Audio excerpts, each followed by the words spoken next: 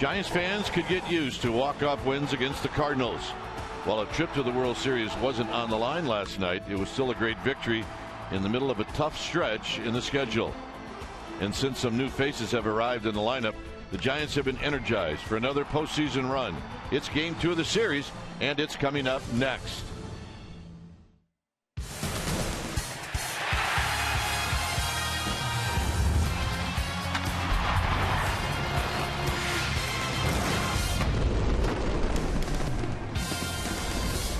We've got Saturday afternoon baseball here at AT&T Park. It's the dog days, and it's dog day here at AT&T Park as we get ready for game 2 of this 3-game series. Hi again, everybody. I'm Dwayne Kuiper. Alongside me is Mike Krukow.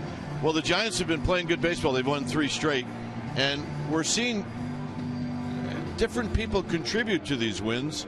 Tomlinson last night, and Leake pitched okay. But today we got the veteran. We got Ryan Vogelsong on the hill. Well, and Vogelsong, I think, is going to have to be very aggressive to get strike one and stay ahead of these Cardinal hitters. I think his downfall in his last outing was that he perhaps was not aggressive enough. He created a lot of hitters counts. He'll have to improve upon that. This is a Cardinal team that does very well in those situations where they have leverage in the count. Now, the Giants, if you go back 21 games ago with the start of their 4-game series in Chicago, they were going to go into a stretch of 26 games playing against top echelon teams. They are 21 games into it. They are 10-11, and how they're doing it is contribution up and down the lineup. They look for another surprise today. Who's the hero going to be? All right, who is it going to be? But suppose he's not in the lineup, but the red-hot Marlon Byrd obviously is. That's right. It's the dog day here at AT&T Park. When we come up, lineups first pitch next.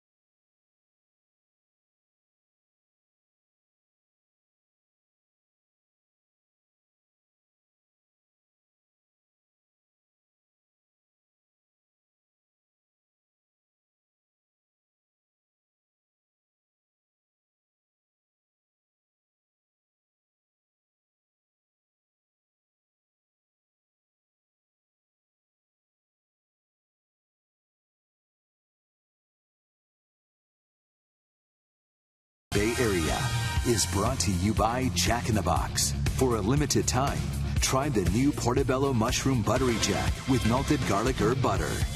And by Toyota, the full-line automaker with the longest-lasting vehicles in America. Toyota, let's go places. Giants have taken the field, led out by Ryan Vogelsong. Our game time weather is presented by the Santa Cruz Beach Boardwalk. Hey, throw the kids in the car and get to the beach. The admission-free boardwalk is now open daily. 71 degrees here at the yard. You see winds at 8 miles per hour, humidity high, and it is cloudy.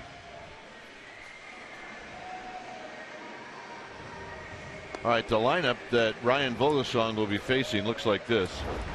It'll be the very tough Carpenter in the leadoff spot, then Piscotty, Peralta, and Hayward back in the lineup. Yadier Molina, see this season against the Giants, he's done well, followed by Wong, Pham, and Brandon Moss, and then Lance Lynn will hit ninth. On the hill today for the Giants will be Ryan Vogelsong. Vogelsong, 2011 All-Star, making his 21st start of the year. 9-9 with a 4.05 ERA. 96 strikeouts in 120 innings. When you take your at-bats against Vogelsong, you're going to see a lot of fastballs. When he's right, they'll be on the corners with two types of movement. They give you a curveball, slider, and a changeup. Lifetime against these Cardinals, 5-6 with a 5.18 ERA. The last time he saw them in St. Louis, August 18th, he was fantastic. 6 strong innings, 2 hits allowed, and 1 walk. He shut him out through those 6 innings with 5 strikeouts. He knows the Cardinal team well. So here's Carpenter.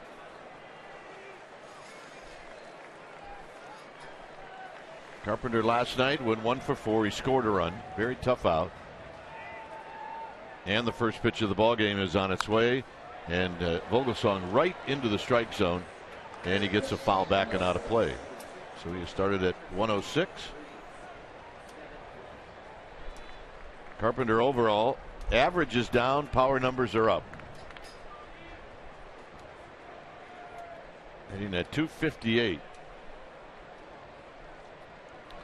Duffy in on the edge of the grass at third. And it's 0-2. There's a lot of movement on that pitch. Two-seam fastball, good one. See the umpire crew tonight. It's Morales, Cooper, Holbrook, Gibson, Morales behind the dish. And Morales a low ball umpire, but he will look for strikes. He's a good pitcher's ump. What you get in the first inning, it's usually the same all the way through however long this game will go. Very consistent zone. High fastball, and this game gets started with a strikeout. Check out the defense playing behind Ryan Vogelsong today for the Giants, starting in the outfield from left to right. It'll be Aoki, Blanco, and Bird. Adrianza and Duffy will be on the left side of the infield. And Tomlinson and Belt will patrol the right side. And Andrew Susak, he'll be in the squad, putting down the signs. Buster Posey getting an off day.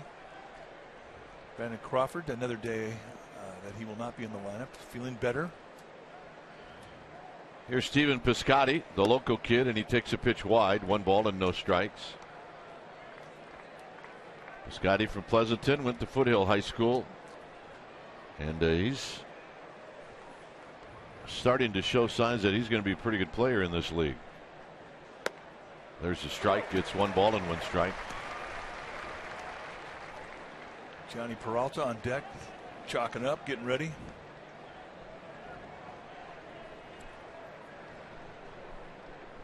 Scotty with 4 home runs, 22 runs batted in. As Vogelsong tries to extend that strike zone and just misses. Subtle movement on that cut fastball, running away from Piscotty. What we've seen from Piscotty, for a tall hitter, he hits the inside pitch well. And he'll go foul line to foul line. He'll hit the ball all over, depending on where you pitch him.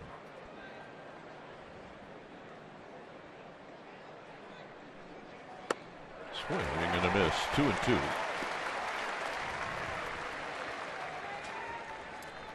And the pitch usage that Vogelsong has employed this year, fastball 51% of the time, and we can also throw a cutter in there. I mean, that's basically 71% of the time you're going to see a hard pitch, and then the curveball is his best off-speed stuff, and then a changeup. He'll throw any of those at any time. So Peralta the follow. It's 3-2.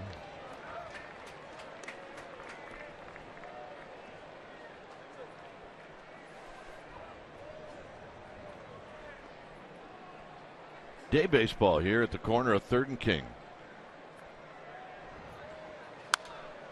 Fouled out of play. Vogelsong threw that pitch that was just going to hit the outside corner. And Piscotty fouled it off to waste a good pitch. It's 3 balls and 2 strikes.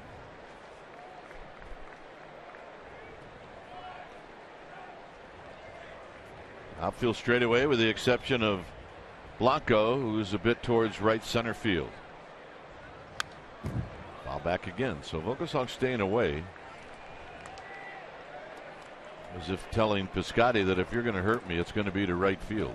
And they're knee-high locations, too. It's not like he's throwing them at the belt. And these are really good location pitches. And to get it in situation. He didn't want to walk anybody here in the first.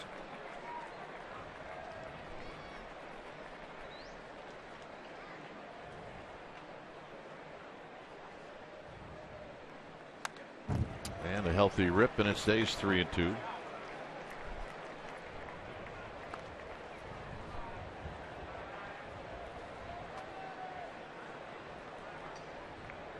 Peralta to follow. Cardinals come in 6-4 in their last 10 games. This guy's got the right idea. That's a winning combination right there. Is that breakfast, you think? Yep. 3-2 pitch. And he walked him.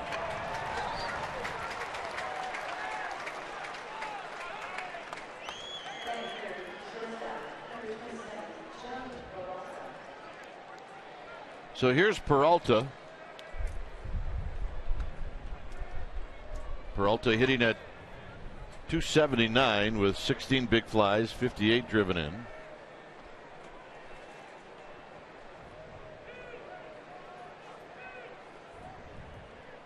Adrianza, Tomlinson at double play depth.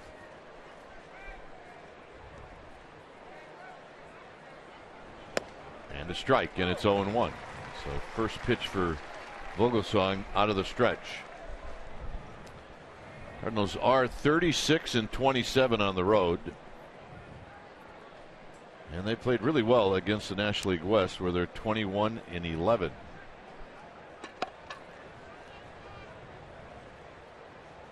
Outside to Peralta, 1 ball and 1 strike. Yeah, this guy's got almost a match. He needs to cut a finger off, and he'd have the match to the glove in left center. I don't know about that web. I think that's duct tape. That's a veteran right there. Yeah, it's a pretty good glove. It's been a glove and it's been a base at some point in his career.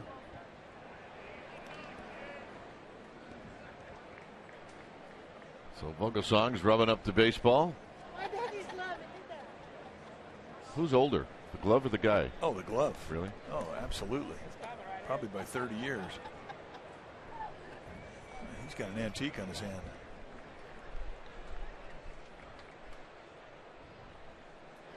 On the ground, Duffy to Tomlinson to Belt, double play, and that's going to end the inning. Giants are coming up.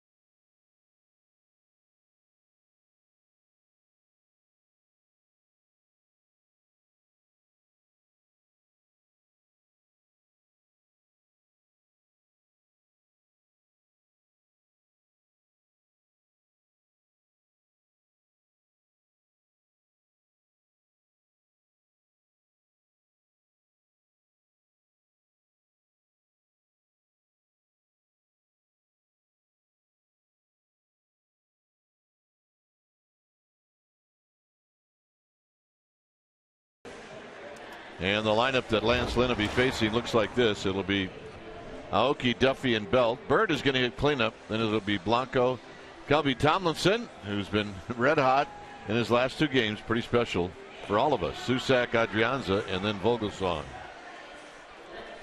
On the hill today for the Cardinals will be the veteran Lance Lynn. And when you take your at-bats against Lynn, you're going to see big time sink. This is his 25th start. He's 10-8 with a 2.94 ERA. But you see the strikeout total, 146 and 140 and 2/3. That means he's more than just a sinker baller. Yes, he will put a lot of balls on the ground, but his curveball slider combination is a good one. He'll also throw a changeup at you.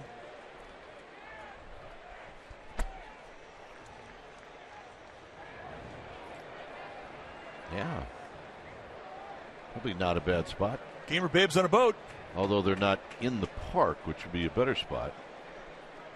Yeah, but they're here. They're within the aura of the yard. So here's Aoki hitting .296. 1 for 4 last night. And he takes low. He's 4 for 14 against Lance Lynn.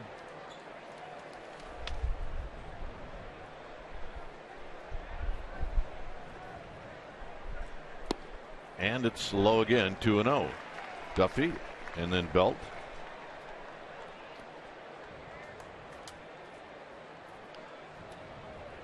Giants have won 3 straight. They're 10 games over 500. There's a strike. Aoki taking all the way. It's 2-1. They're 38-25 at home, so they really have stretched it out at home.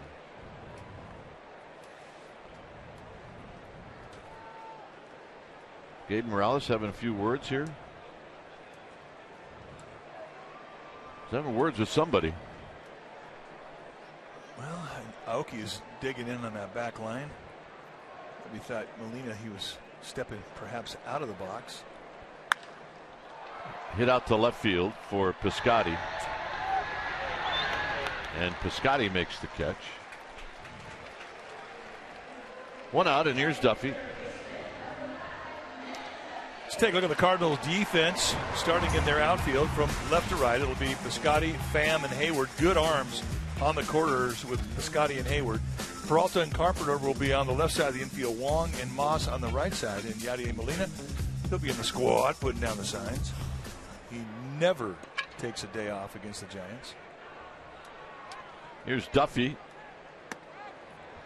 Duffy looks at a strike, hitting at .305. 1 for 4 in the game last night. He's got 10 home runs. He's got 60 driven in.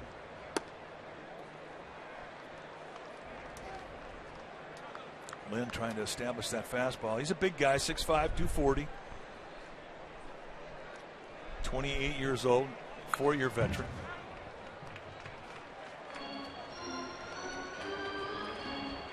And you take a look at how he uses his pitches. He's going to ride that fastball a lot. And if you throw the cutter on, that's 94% of the time you're going to see something thrown at you that's hard. And he also has the curveball and a splitter. Splitter is kind of a show pitch. Basically sinker, cutter, go get him. And that runs inside to Duffy. It's 2-2.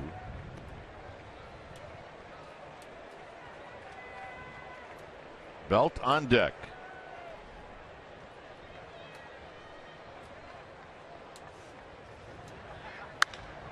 Base hit, right field. He can hit. He really can hit, and that's the approach you have to have with Lynn. You're going to get a crossfire delivery, and he works that outside corner a lot. If you try and pull him, you play right into his hand. But for Matt Duffy, who's got an outstanding approach to the right side of his field, I mean, that really plays into his strength. So it's strength on strength, and this time Duffy wins round 1. So here's Belt. It's a good trio right there.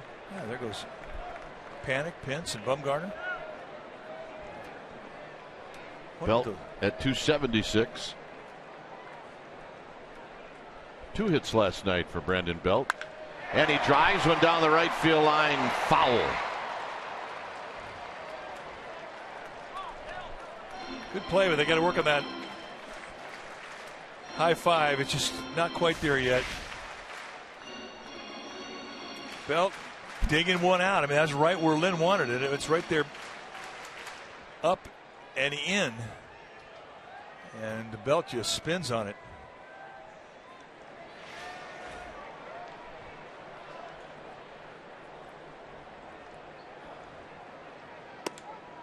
Stays away. It's a ball and a strike.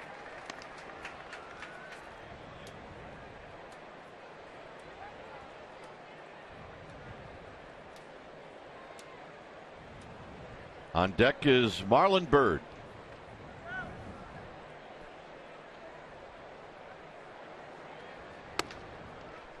I don't know. The one pitch that Lynn came in on, Belt smoked it, and since then he stayed away. It's 2-1. I think that's exactly what he's thinking. Guy hits a ball that you make your pitch with 94 miles per hour on it, and movement boring in on a guy who's 6'5", and he turns on it like that. You got to believe he's looking for in. 3-1. And it kind of took the whole game plan that they had against Belt and just kind of canned it. Marlon Byrd awaits his turn. See what Duffy does. 3-1. He does not go, and it's ball 4. So he never went back inside again. He did not. All right, time now for our AT&T U-verse rewind. Last night, Marlon Byrd, 8th career grand slam. He hit it off of Michael Wacha. It was Bird's first career hit off of Wacha. He had an 0 for 17 going into that at bat. The Giants' 8th grand slam this season. It sets a franchise record, and that is our AT&T U-verse rewind.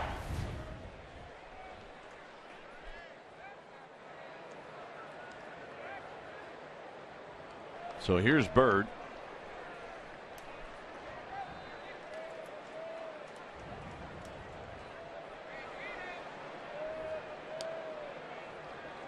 Byrd 2 for 3 lifetime against Lynn, and a swing and a miss. No balls and 1 strike. At third is at second is Duffy. At first is Belt.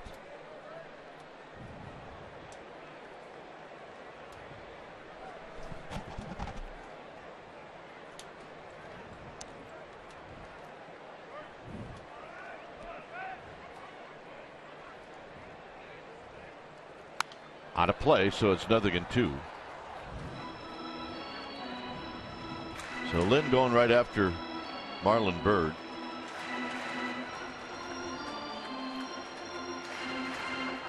Giants making a little noise here in the first. I'd love to cash in.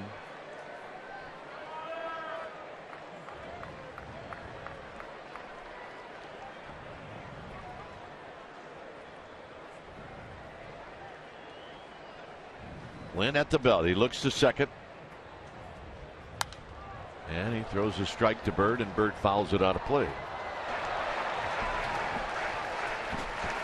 So not a whole lot of finesse in this at bat from either guy. Well, that's Lance Lynn, though. I mean, he's a power arm, and he's going to come at you with a lot of power. Fastballs that sink, fastballs that cut.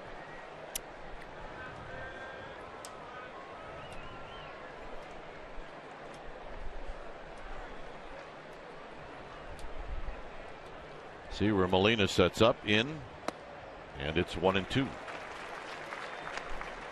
It was there.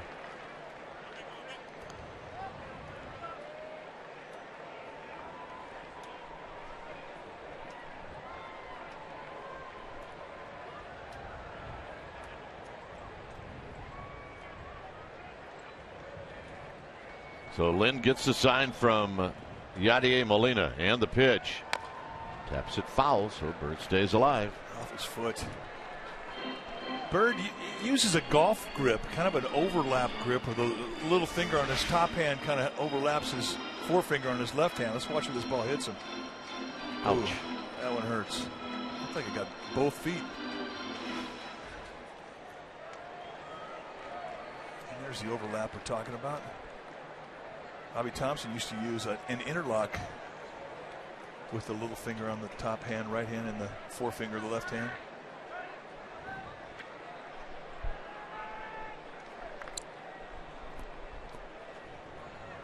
One and two. Got him. Stayed with fastballs. So here's Blanco. Just a four-seamer right through the outside corner. But again, that's a little crossover. You don't really get a true angle from this. It looks pretty straight. If you're looking right over the top from a dead center field, looking right over the top of Lynn, you can see the way that ball really cuts into a hitter. And that's just a straight fastball, but because of his crossover release and the and hitting in that front side or that outside location, it looks like it cuts. Blanco fouls it back. Tomlinson's on deck. We're in the first.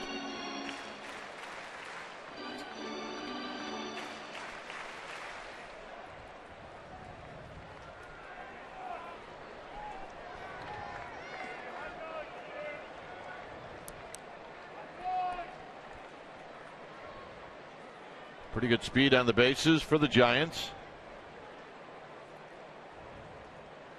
And it's high and wide. It's 1 ball and 1 strike.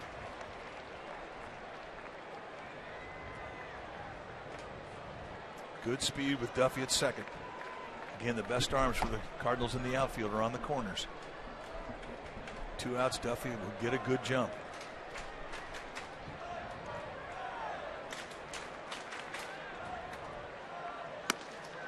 One and 2. Buster Posey tennis shoes. That's some good attitude from the ankle down right there. Gamer babes. That's awesome.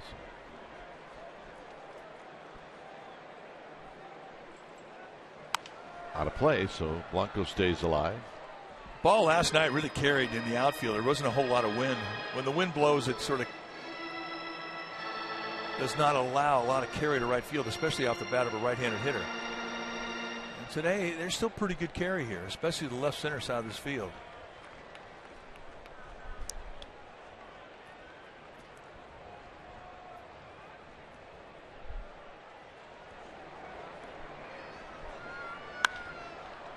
Could be playable. Piscotty. Side retired. Giants end up straining a pair. Second inning coming up.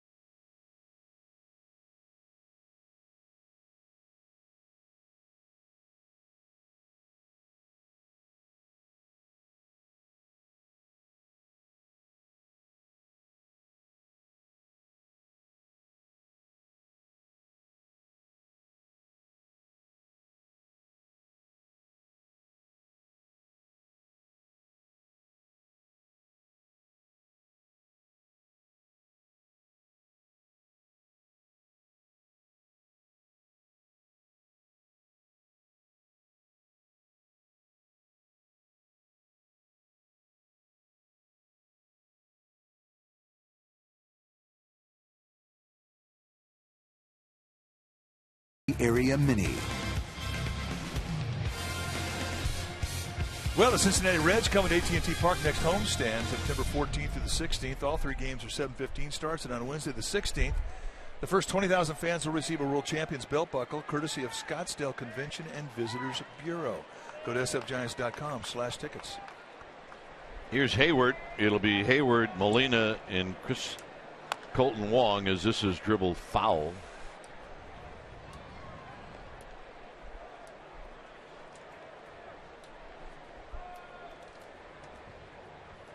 Hayward, a pinch hitter last night, and he went 0 for 1. His first season away from the Atlanta Braves.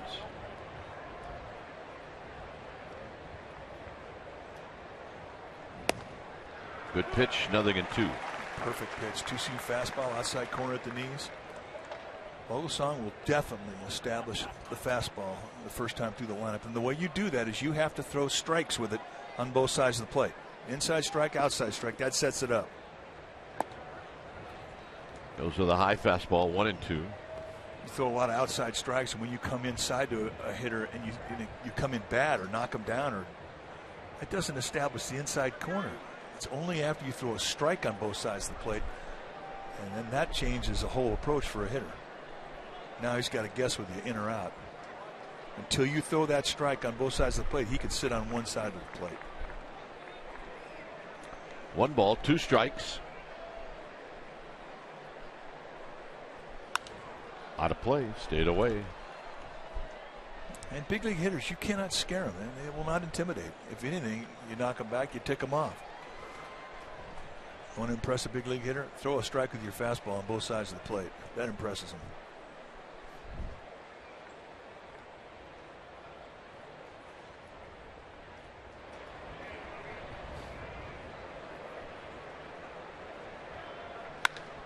And this should be a base hit as it falls in front of Bird. So Hayward with a leadoff single. All right, let's check in with Amy G. Amy.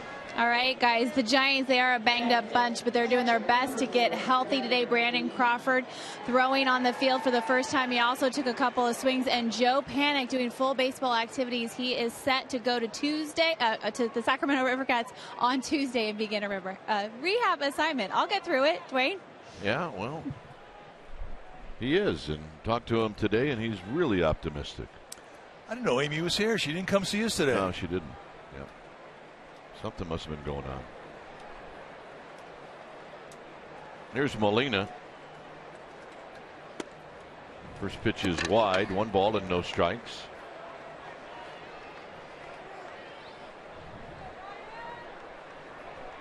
Yadier Molina.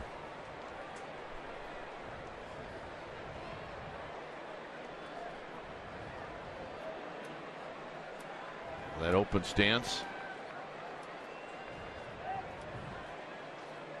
Hayward with his lead. The pitch. Swinging a foul out of play. Hayward's got 20 steals. That's right. 20.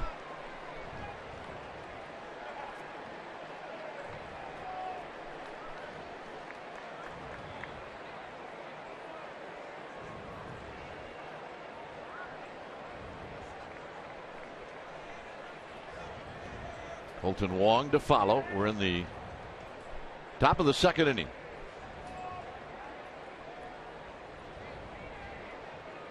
Hayward goes. Swinging a fly ball into center field. Blanco's going to catch it. They got a chance for a double play. His throw is offline, so Hayward gets back in. They had a shot.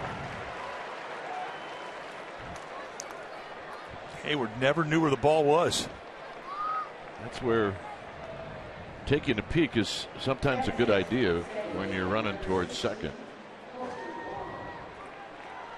Jeff Goldblum's here. I love that guy. The Fly. Oh, the Fly. Jurassic Park, Independence Day. Come on. No, the Fly.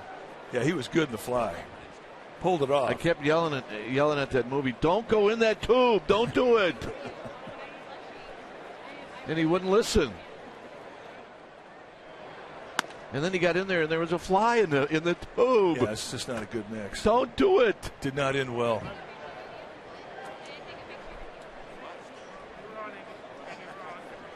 There's Colton Wong.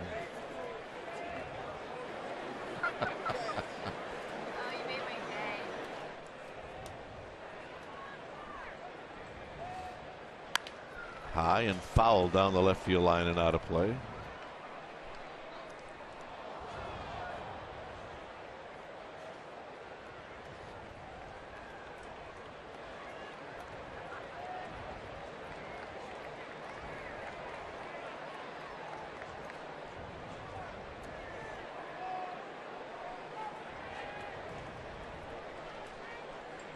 One ball and one strike.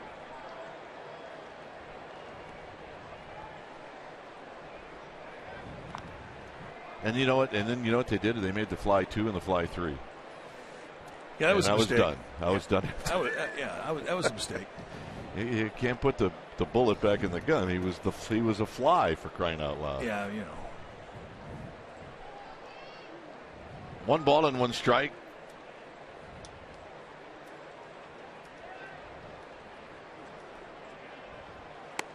Outside, 2 balls and a strike. 2-seam fastballs, 4-seam fastballs. Has not thrown a curve yet. Has not thrown a changeup yet. There's ABG. We did that. We get a text from Paul. Now we know why she didn't come up here to see us. Yep, there you go.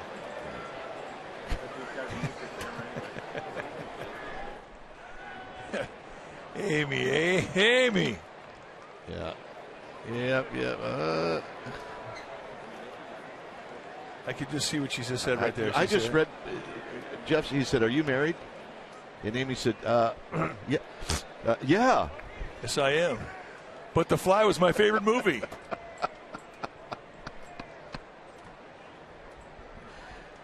Here's the 2-1. Hayward goes, swinging a line drive to left. That'll be a hit. So Vogelsong now in trouble. First and second with 1 out. Wong really didn't do much more than just poke that ball into left field. But he stayed on top of it, and that approach right there, I think, is why a lot of the Cardinal people think that Colton Wong could hit for average in this league. A nice flat swing. There's very little lower body. He kind of got his foot down, put himself in position, and let his hands defend. It wasn't even a strike. No, and he just throws it the way that it was going. I mean, that's a great at bat.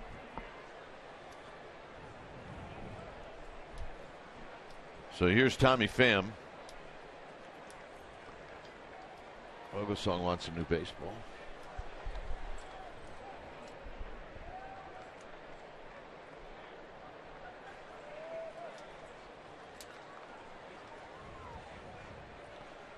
At second, Hayward. At first, Colton Wong.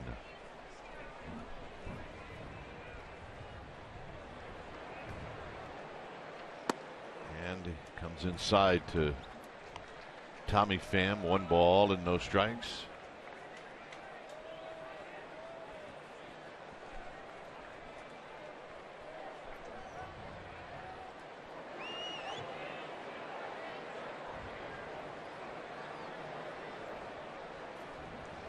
Inside again, 2-0. And this becomes a big pitch. I mean, he has created a count here, 2-0, where Pham can gamble. He can sit on a speed, on a location, and be aggressive. He's got some pop in his bat.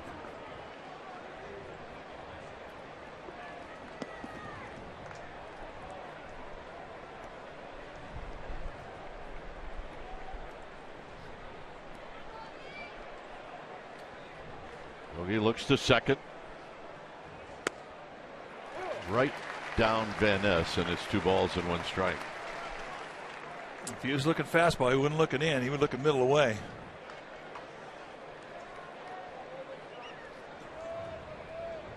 And I can't think what else he would look for, given what Vogelsong is throwing to get to this point in the game. It's been pretty much all fastballs.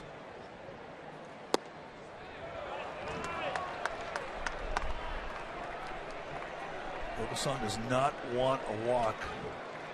It would load the bases and set up a runner at third in less than 2 outs. So this has to be a challenge. A walk is a mistake. Has to make Pham swing the bat.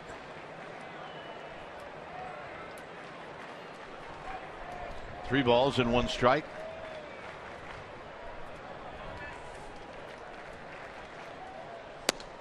Three and 2. Good pitch. And he paints him on the outside corner. I mean, it's a perfect pitch. And this is right on the outside corner, just below the knee of Susac when he reaches across and gets it. Perfect pitch.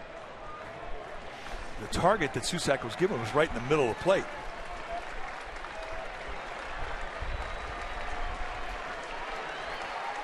And Vogelsong will chase Hayward back.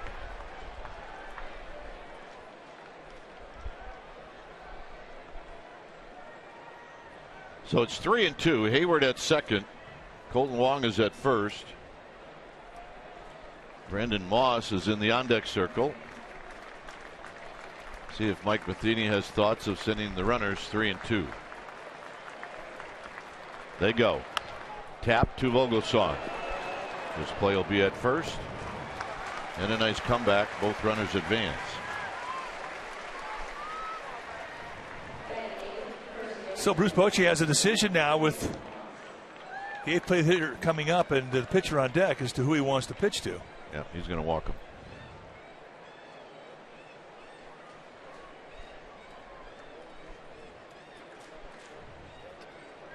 So that's why the importance of retiring Pham.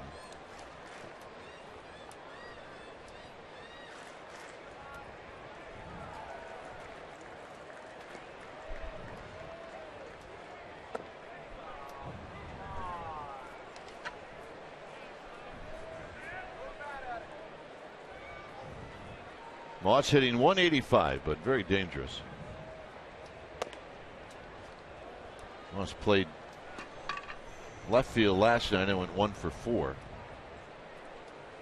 Yeah, just a couple games ago, hit his first home run as a Cardinal, so swinging it better. You see the little box where Susac is standing, that's the catcher's box. He has to stand in that catcher's box until Vogelsong starts his motion. Then he can step out and complete the intentional walk. You can't just stand way away. You have to start out in that catcher's box. I get asked that a lot. As to why catchers don't do that. If he was to do that, it just stand out there and not start the box, it would be a balk. Yeah, that would not be good. So here's Lance Lynn. You can see he's a pretty good hitter. So Vogelsong's going to have to pitch him like he's a cleanup hitter. Giants play a very shallow set defensively in the outfield. Curveball for a strike, and it's 0-1. I think that's the first curveball he's thrown today. I think you're right.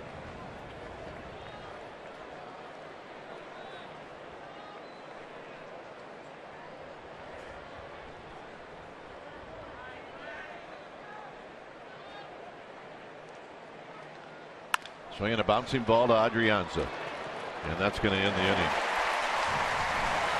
Vogelsong pitches out of it. It remains 0-0.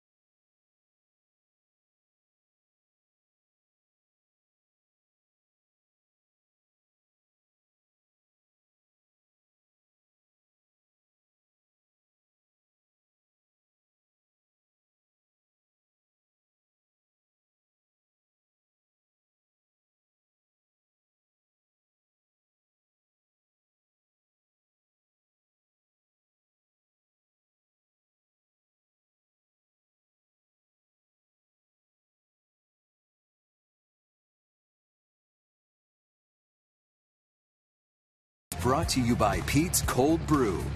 Keep it smooth. Well, log on to csnbayarea.com as insider Alex Pavlovich provides wire-to-wire reporting of this Giants season.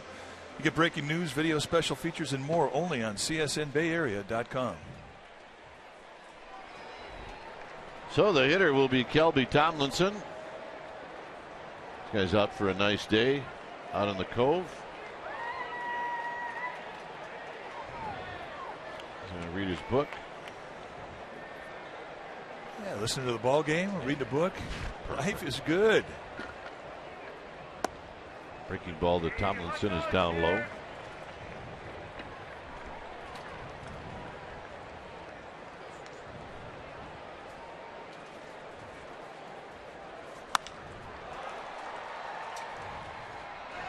Hit out to right field for Hayward, and that's out number 1.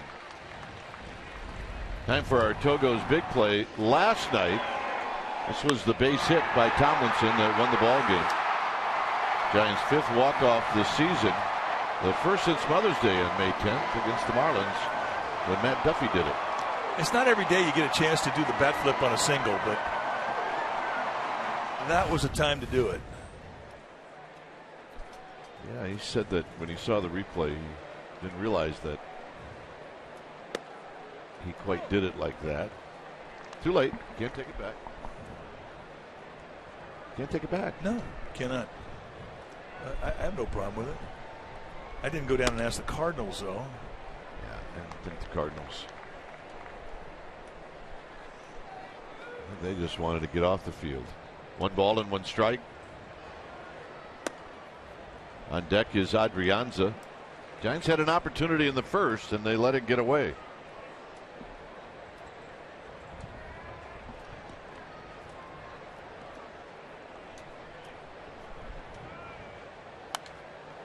Foul straight back. 2 balls, 2 strikes. He was on it.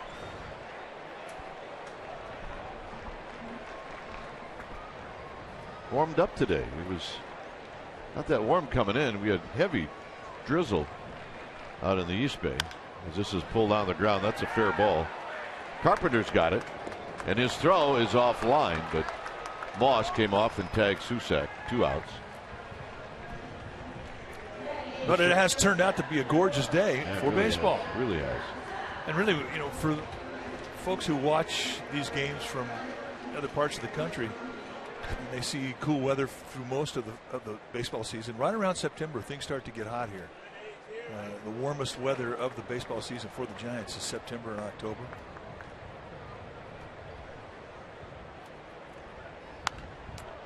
Adrianza shoots it out of play. He's hitting 181 with 5 runs batted in.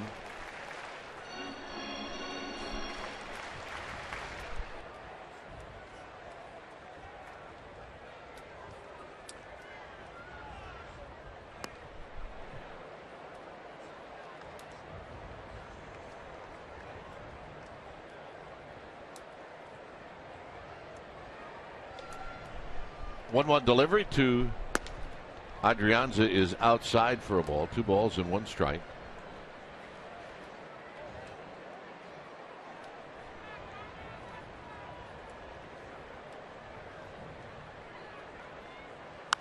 Out of play, 2-2.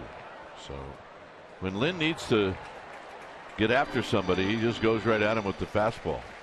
He's got such good corner command with it. I mean, it's rare that he just gives you something fat right over the plate to do something with. He's not an easy guy to pull. I mean, you're just pretty much going to see stuff away. This pop-up is going to reach the seats.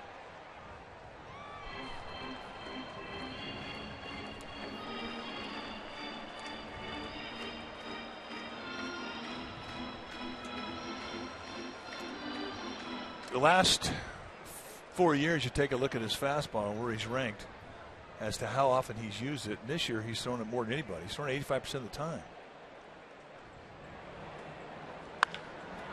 Skied it out into right center field. It'll be Pham, and that's going to end the inning. 3rd inning coming up. Top of the order, Carpenter. 0-0.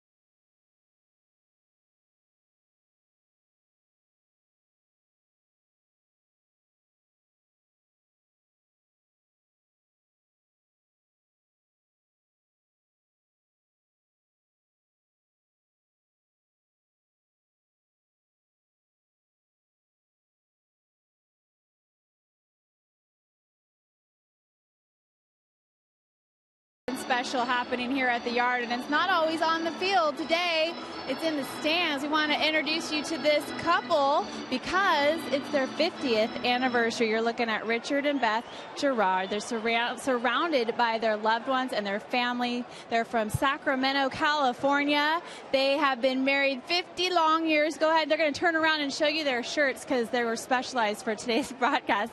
Together since 1965. 50 years. That's putting some serious time in. And Dwayne and Mike, Richard wanted you guys to know that the next 50 years, he says he gets to do things his way. Yeah. I'd like to know how that's going to go. Happy anniversary, you guys. Yeah. Happy anniversary. Yeah, good luck with that, Richard. Yeah, well, the secret to a happy marriage is watching Giants baseball together, and there you have it. And letting her make the rules. How many times do you think we've put that couple to sleep at night? A lot. Like 80% of the time? A lot. Well, happy anniversary.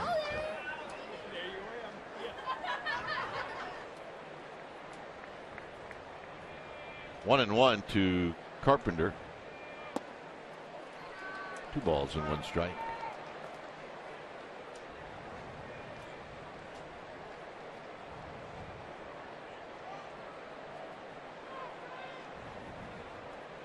Two hits for the Cardinals, 1 for the Giants.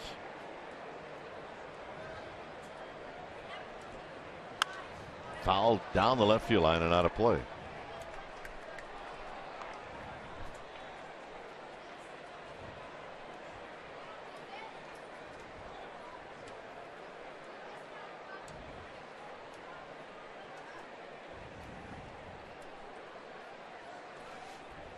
So Carpenter, the only strikeout victim for Ryan Vogelsong, as he struck him out to open up the game. Here he taps it off his foot.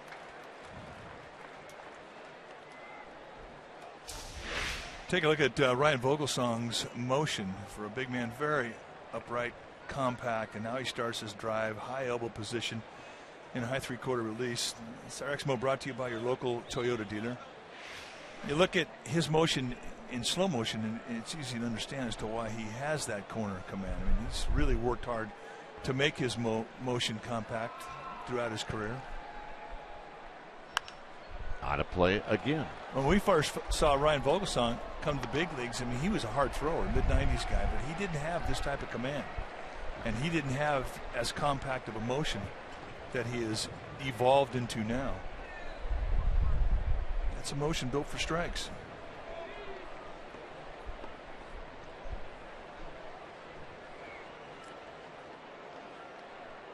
Two balls, 2 strikes. Got him. Off speed pitch. It's not an easy thing to get Carpenter out front. And a swing through on a high curveball. 2 strikeouts today, and both of them have been Matt Carpenter.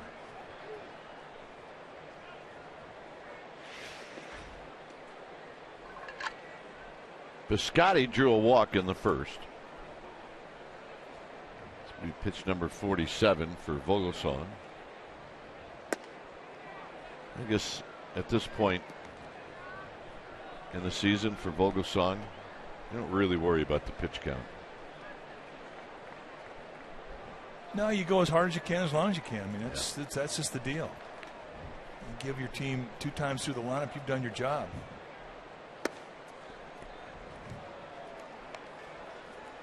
He will lead off the 3rd inning, or this inning. 2 balls, no strikes.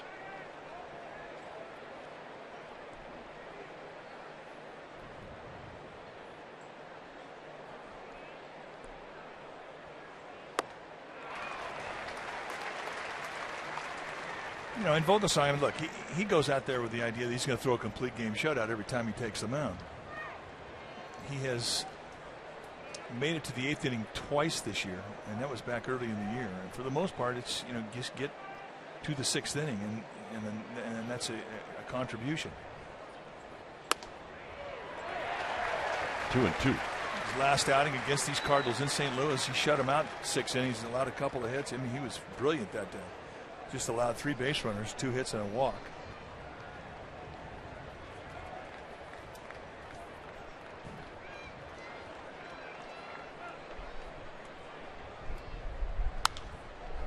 This is where Vogelsong had Piscotty in the first inning, and Piscotty just kept fouling pitches off. Good pitches. Not necessarily good pitches to hit. There are the numbers in his last outing in St. Louis. 5 strikeout day. And eventually in that at bat, Piscotty drew a walk. Now Piscotty, as you point out, I mean, he's starting to feel like he belongs up here. He knows the strike zone. He stays in the box. You don't see him chase balls in the dirt or balls above the letters.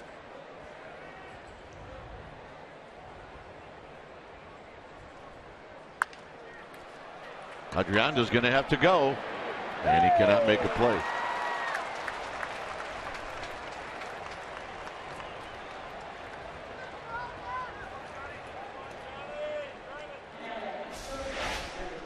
Just a jam shot, and he was playing very deep.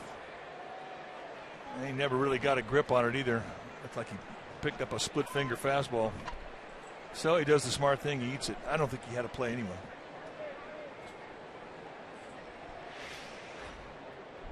Really, the only shot you have at that at all is if you just barehanded. Once you get the glove involved, you really have to bend down a lot further to get the ball.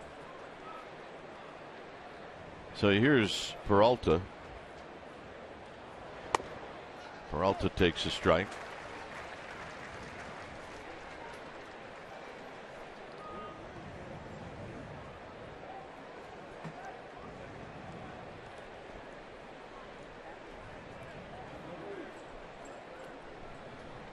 You have to at least make Piscotty stop over at first base. He's only got 1 stolen base, but he will go if you ignore him.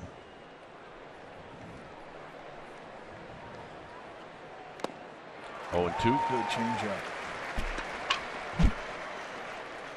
Second time through the lineup, he's starting to bring in the curveball and the changeup. And really what sets it up is that these Cardinals are getting in that batter's box and they're not thinking about anything but the fastball, what they saw their first time through the lineup. And it's really an effective way to establish a changeup once you have that fastball in the mind of a hitter. Very high, 1 and 2.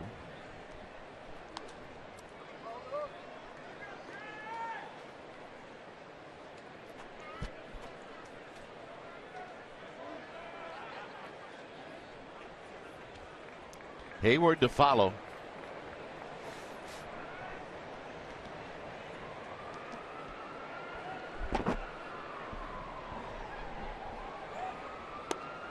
Down low, 2 and 2. Trying to go back outside with another changeup.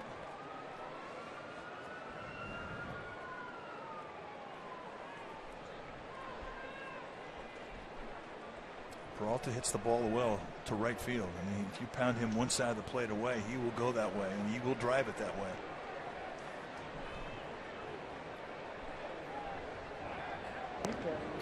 So Vogelsong checks on Piscotty. Top of the 3rd inning.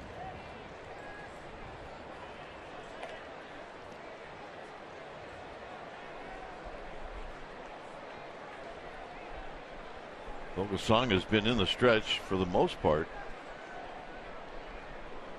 to every hitter.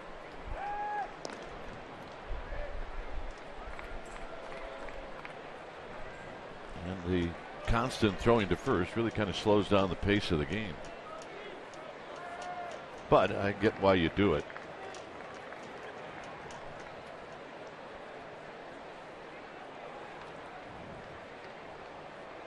Two balls, 2 strikes. Could be 2. And it is. Peralta hits into a double play for the 2nd time in this game, and Vogelsong will lead it off.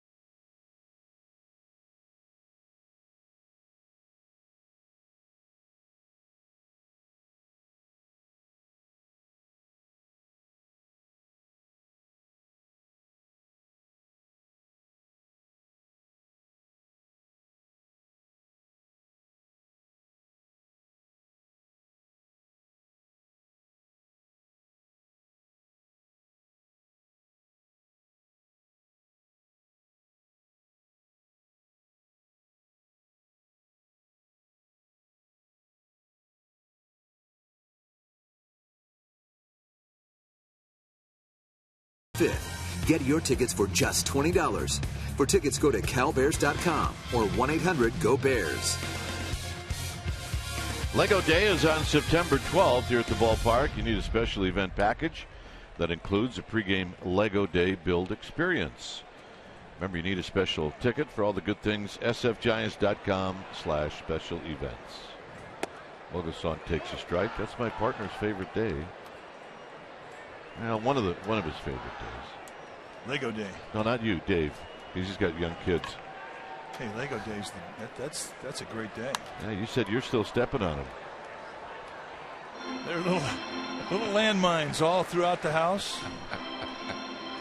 Now they go to my son and my daughter-in-law's house, and they have 2 little ones, and they are a whole new set of landmines to be aware of. There's Dave and John and Lee. Here's the 0-2 to Vogelsong, and it's strike 3 call. Dog days today. Always a great day for the dog lovers. I always love to see these dogs. They look great. They look happy. But I'm wondering if they're thinking, really, you got to put that on me? Well. And do I have to carry this the whole time? And what is that? And come on. This is the winner. The Championi. Minions. Yep. Even dogs like the minions. Here's Aoki. And it's down low. 1 ball and no strikes. No messes on the field. It's great. Yeah, I think that was huge. On the ground to second. Oki's retired. Here's Duffy. Duffy has got the only hit for the Giants as he lined a single into right field in the first.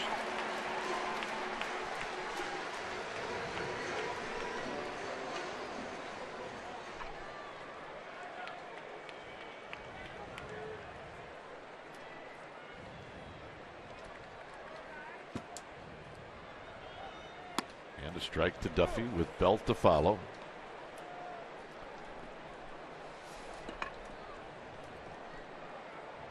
You bring your dogs, you bring your signs, you bring your. There's a pretty good pitch called the ball. I think the section is where, right center field? Yeah. Where the puppies are? Uh-huh. Oh, they are.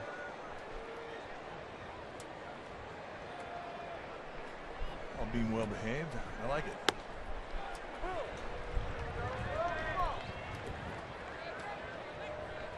Pretty good spot to be right there. It's just a cool idea. I mean, come to the yard and bring your pup.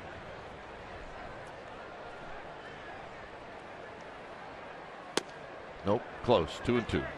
Big time 2-seam movement coming back to the outside corner. I would not take that one again. No, did not miss by much.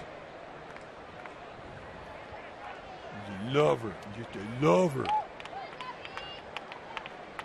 2-2 pitch. Here it is. Driven to right. Hayward back. Hayward's going to put it away on the track, and that's going to end the inning. So it's the dog days, and the dogs here at the park having some fun. Yep. 0-0.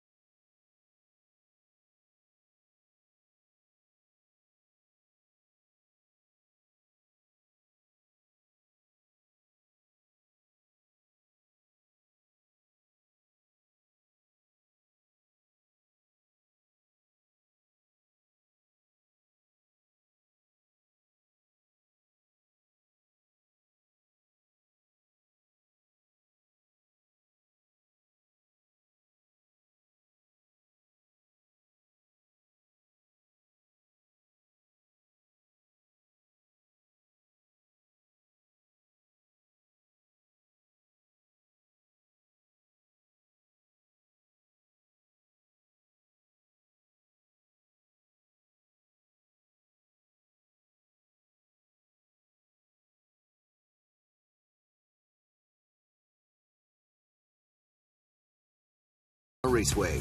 All roads lead to wine country for the Verizon IndyCar Series season finale August 28th through 30th. Visit racesonoma.com. No score as Jason Hayward's going to hit first.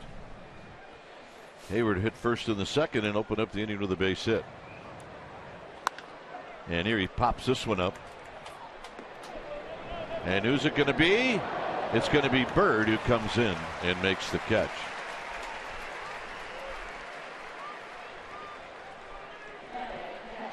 So 1 out. And here's Molina.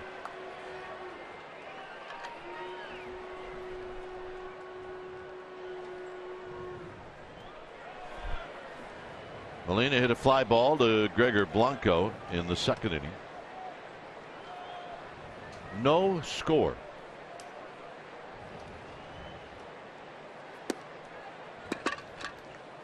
And for those of you who used to write letters and say, well, there is a score, it's 0-0, stop.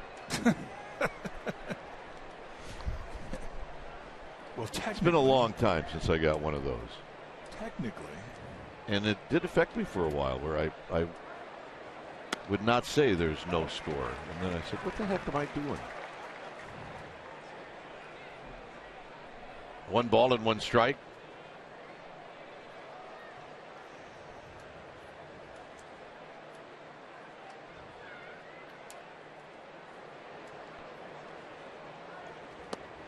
Down and away, 2 balls and 1 strike.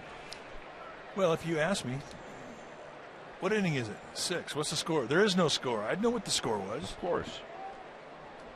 Just a technicality. It's baseball language. No score. There's no score.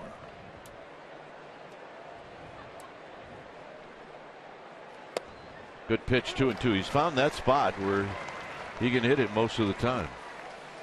Well, and it really isn't a stretch off the strike zone either. I mean, it's on that. It's in the box, the strike zone box, down and away. But he's throwing to a target about the size of a teacup, and he keeps pounding away at it.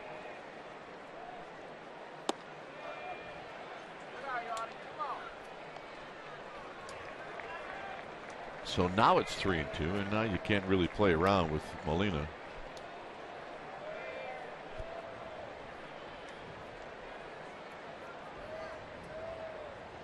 Three-two pitch.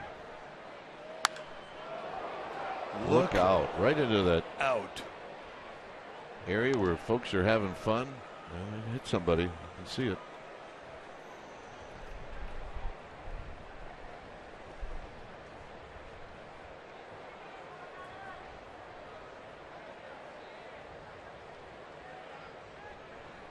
Three balls, 2 strikes.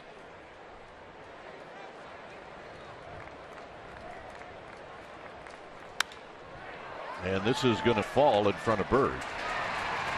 So Molina with a 1-out single, and that'll bring Colton Wong to the plate.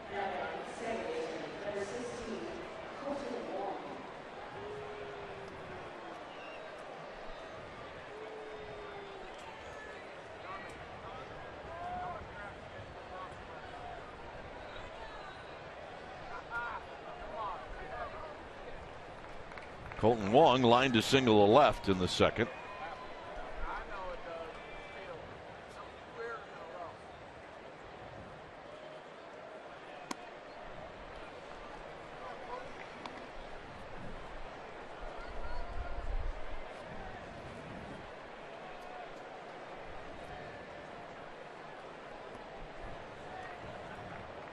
Tommy Pham to follow.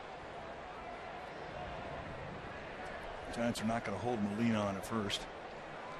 Belt playing out in front of the bag. Swing and a miss. 1 ball and 1 strike. But even when you do that, you still have to make the runner at first base stop.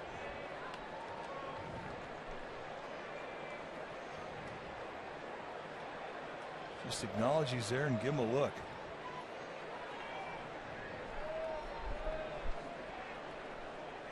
Breaking ball. 2 balls and a strike. But it is August, the end of August, and for most of the summer, Yadier Molina has been in a squad. You wouldn't expect him to try and steal a base, but Having said that, he does have 3 steals on the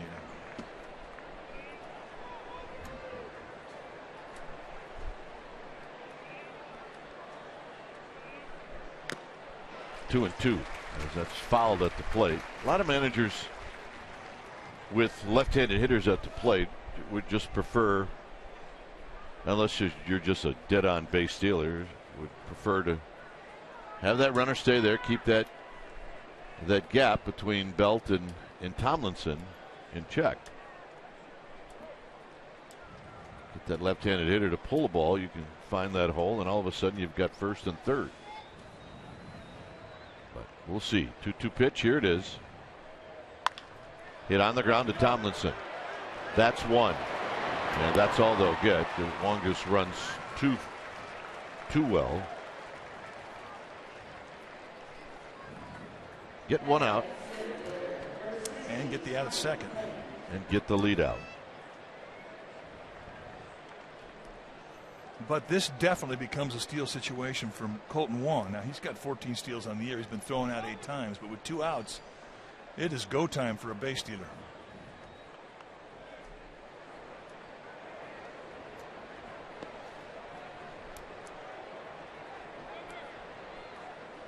Tommy Pham bounced back to Vogelsong in the second inning.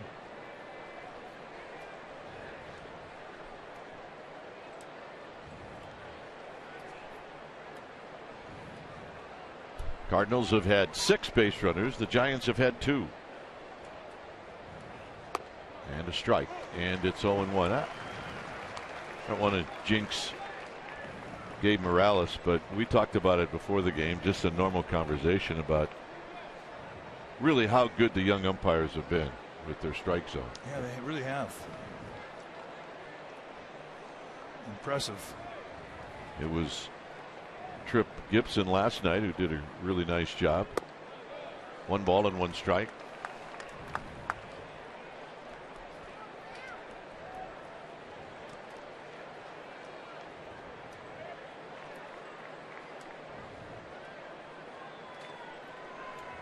Two outs, good speed at first. We're waiting for Colton Wong to take off. Maybe. He does not go. Swinging a bouncing ball to Belt, side retired. For the Giants, Belt, Bird, and Blanco coming up.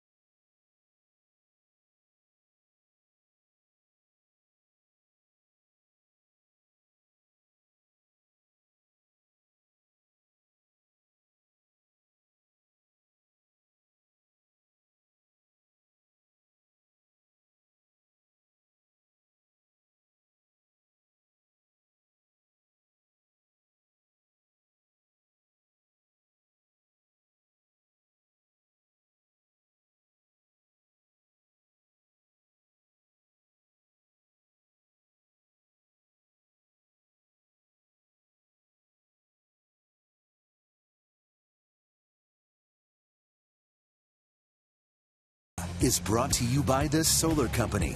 Not just any solar company. The Solar Company. Switch to solar and save.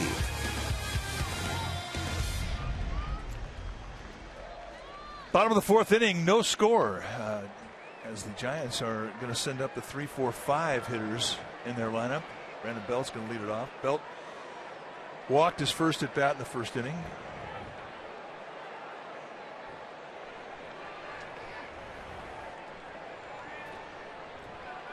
So Belt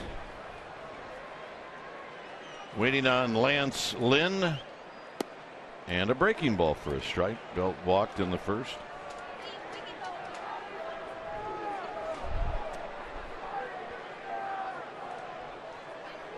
Sniffing out a hit. I can see it. Yeah. Close. 1 ball and 1 strike. Definitely going up there with a plan.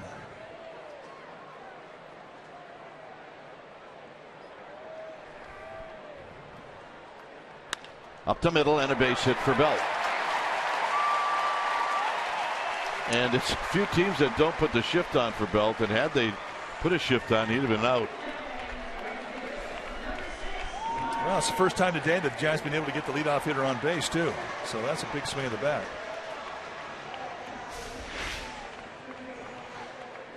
Another fastball away. Just cover it, get it under the glove of Lynn, then you got a chance. The way they can figure the defense. So here's Marlon Byrd, who struck out in the first inning. Way outside, 1 ball and no strikes.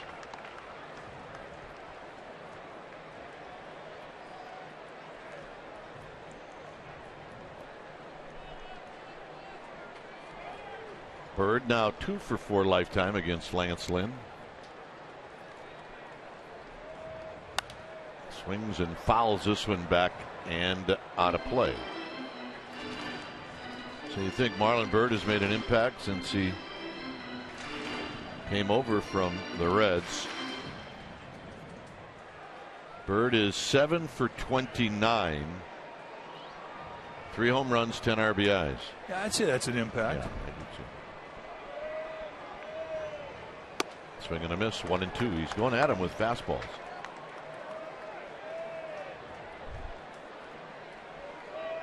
Struck him out his last at bat on a high fastball. I mean, they definitely know each other.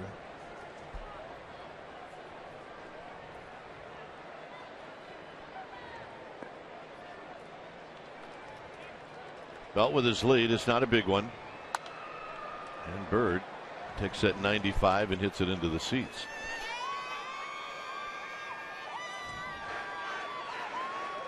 Future Hall of Fame Gamer Babes. Well, the Gamer Babes from Santa Cruz. That's a good group right there. Strong.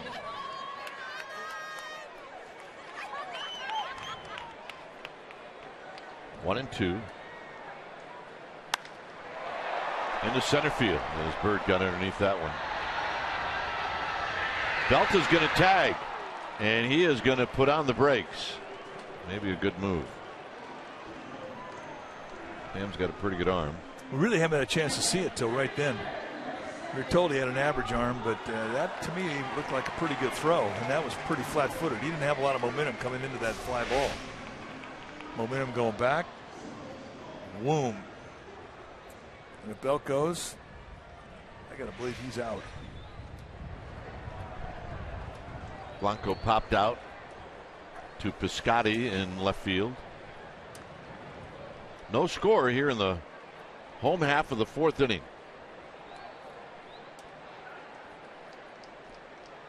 Belt did not go, and Blanco rolls it right through the coaching box to Bill Hayes.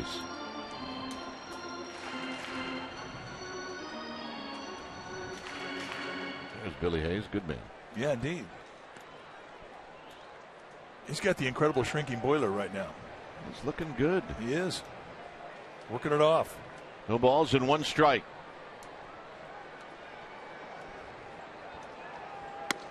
Nope. 1 ball and 1 strike. I give him another 2 months and he's going to be as good a shape as Sean Dunston. Oh, easy. Maybe better.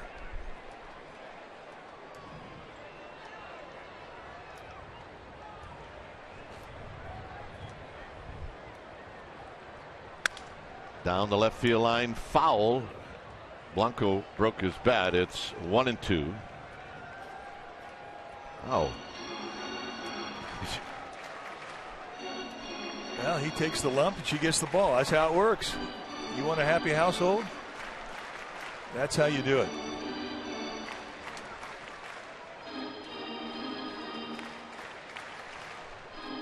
Nothing puts a smile on somebody like a foul ball. It's just a gift. Drops out of the sky like manna from heaven.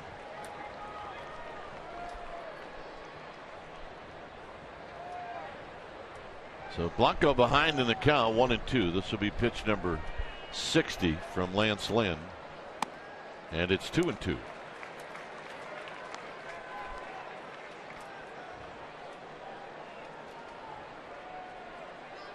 See, the little guy in front of those women is not happy. Somehow he did not end up with the ball. Yeah, that's his not happy face. So he's got the unhappy face going. Pitch. Fouled again.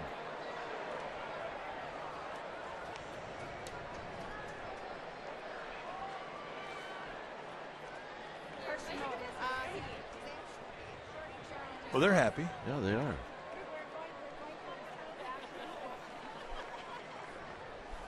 I do not want that thing on my head.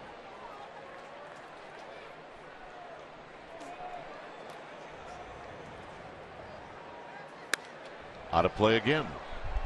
Blanco still serving up souvenirs. He needs to serve it up to that little guy that didn't get one. He's trying. It does look like he's trying. You're right. Lance Lynn just pounded high velocity two-seam sink that's running hard away from Blanco, and he just keeps flipping it in the stands, looking for a mistake out over the plate. Cardinals are playing him away on the left side of the outfield.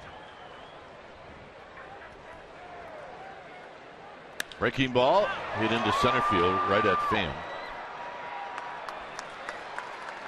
Pham thought there's 3 outs. There's 2 with Tomlinson coming up. Well, that'll be a fine.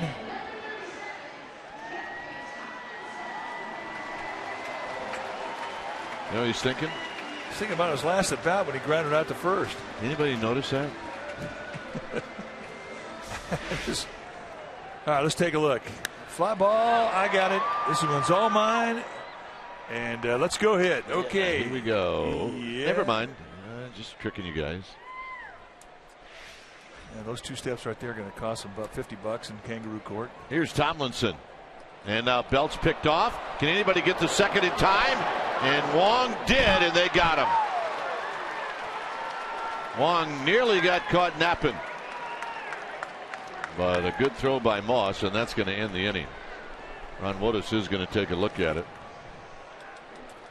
Belton seemed like he thought that he was safe, so. And they got him. So that'll do it for the Giants. 5th inning coming up, and it'll be Moss to lead things off.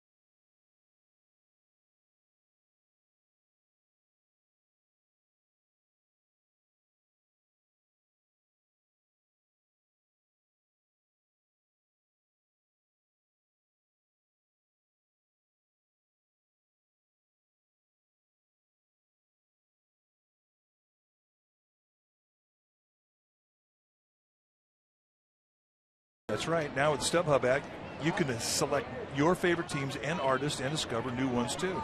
Start at StubHub and let the fun find you. The official fan-to-fan marketplace of the Giants is StubHub. Here's Moss, and Moss takes a curveball for a strike.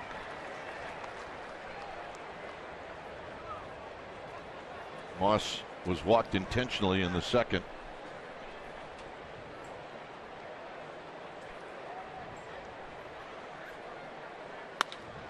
Drives one to right. Did he get enough of it? It is off the bricks. And it caroms away from Bird. And Moss is headed for 3, and he's going to make it. So it'll be a triple.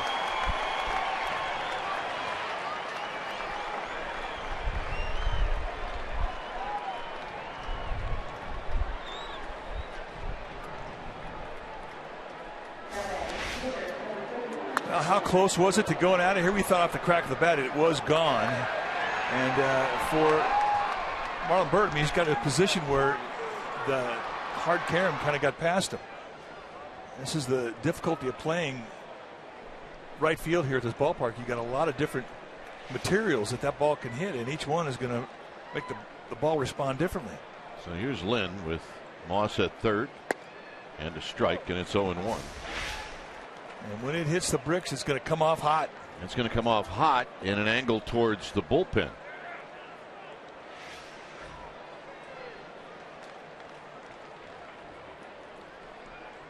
It's 0-1 to Lynn.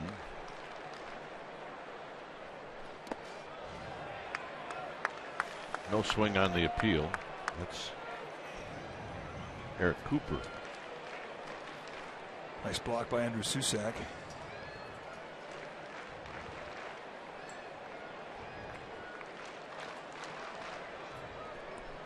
With nobody out, I would be shocked if the Cardinals put on a squeeze. It's just not the time for it. I agree.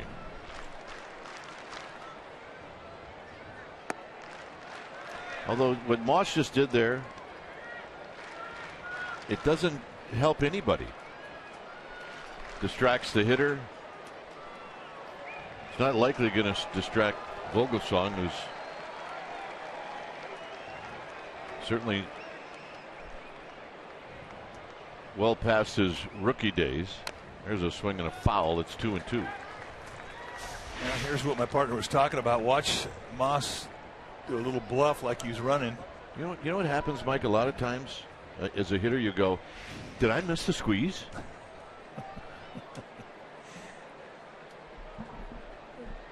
Which the squeeze sign is one of the easiest ones to miss. Yes. And Susac now is going to go out after Vogelsong, some of them.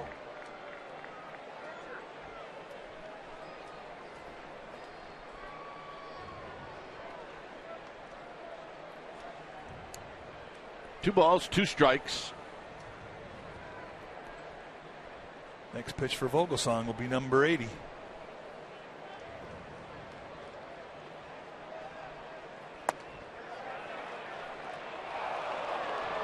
Eric Cooper once again says no, he didn't swing. How close was it? Definitely could have gone. That's a 50-50.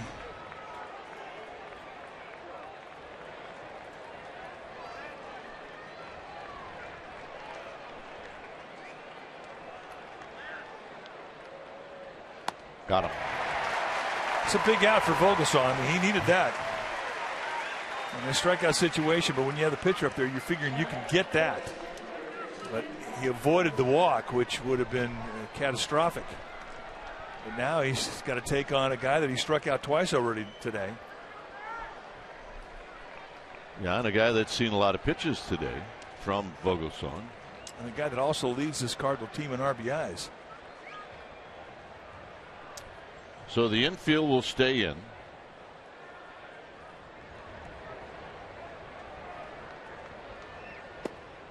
And a strike, and it's 0-1.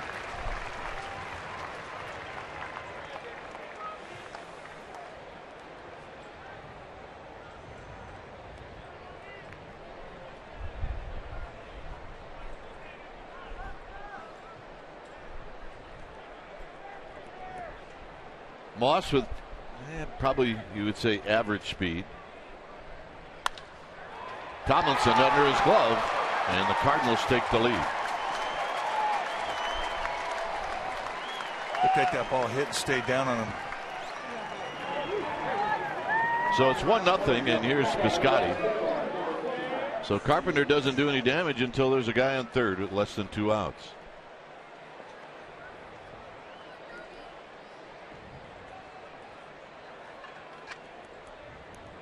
So the triple by Moss to open up the 5th. Moss ends up scoring, and the Cardinals are the first team to score here in this game.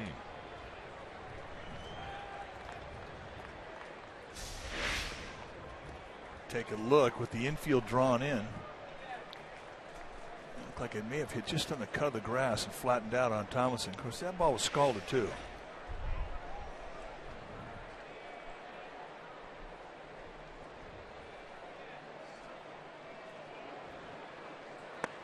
Down low. Cantos going down to the bullpen.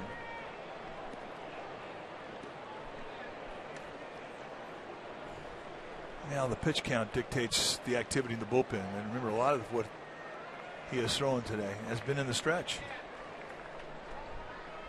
He's not had a 1-2-3 inning. There's a strike. Carpenter keeps looking like he's going to go, and then he puts on the brakes. There you see the pitch total. Those are a lot of pitches, but that's pretty normal. He usually hits the 100 pitch level pretty early in the game.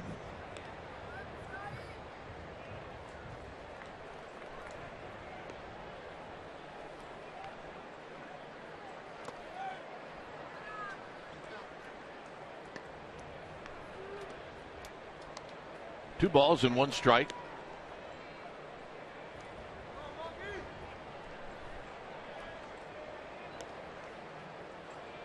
Six hits now for the Cardinals. The Giants with 2.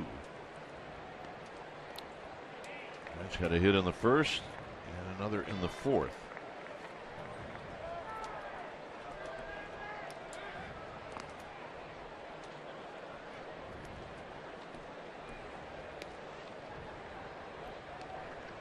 So Cantos getting loose, like he's going to be into the game soon as Buster Posey looks on. It's 2 balls and 1 strike.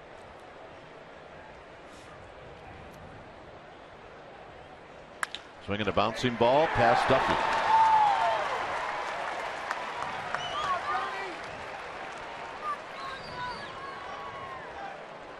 And here's Peralta. Here's Bochy's thinking about it. And he's talking over Dave Righetti. So he's going to get another hitter. Righetti's going to come out. And that means that he's going to get at least one more guy to pitch to. This meeting on the mound brought to you by Ring Central, business communications made simple.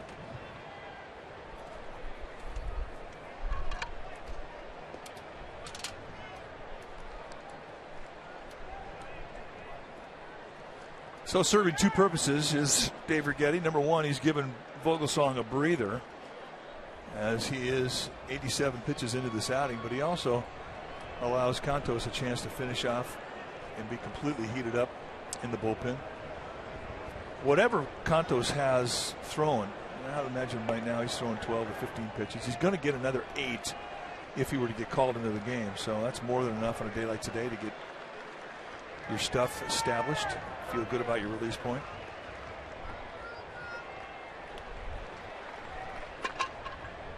So Peralta is hit into 2 double plays. And there's a pitch down low, and it may be that Bruce Bochy's thinking, well, let's see if Vogelsong's got another one in him.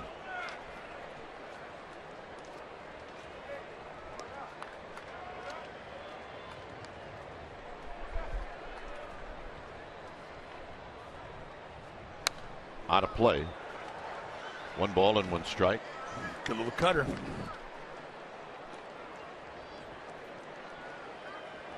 He's already got Peralta to hit the ball on the ground twice in these situations, and he's hit into 2 double plays, and this is what he's pitching for right now. Hayward on deck. He will not face Vogelsong, I don't believe.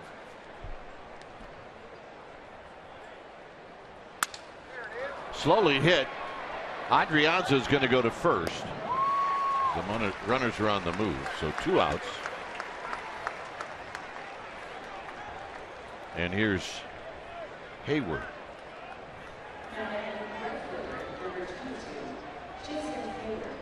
And it's just a decision as to whether or not they're going to pitch to Hayward here with the right-handed hitting Molina on deck.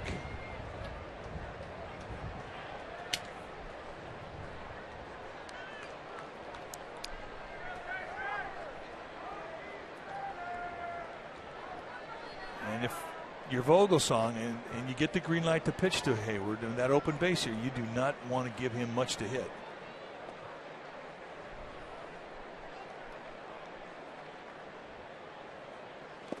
Down low, 1 ball and no strikes. And that's how you should pitch to him, like it's an 0-2 count every pitch. If he wants to help you and go out of the zone and swing at your pitch, let him.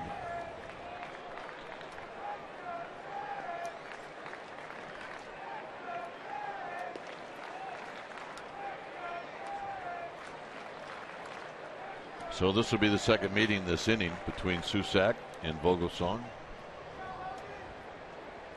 Buster Posey got hit on the elbow, the left elbow, in the game last night. And although Bruce Bochy said before the game that Buster could pinch hit in this game and maybe get into it if he had to, but he would prefer to let him sit today. And you think about it, there are no off days on the next road trip. Blocked by Susac. And that's a 10-day road trip. This was Buster getting dinged. And there was no protective piece there at the base of the tricep, just above the elbow. And that is a very painful place to get hit. There's nothing funny about the funny bone.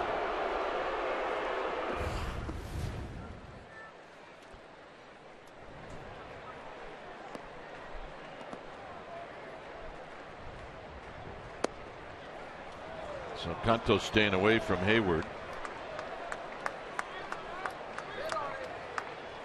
Or make that Vogelsong staying away from Hayward.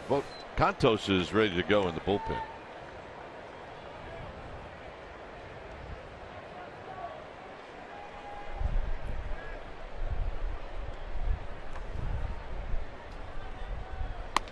And the walk. That's how you should have pitched him. You didn't give him anything to hit. And here comes Bruce Bochy.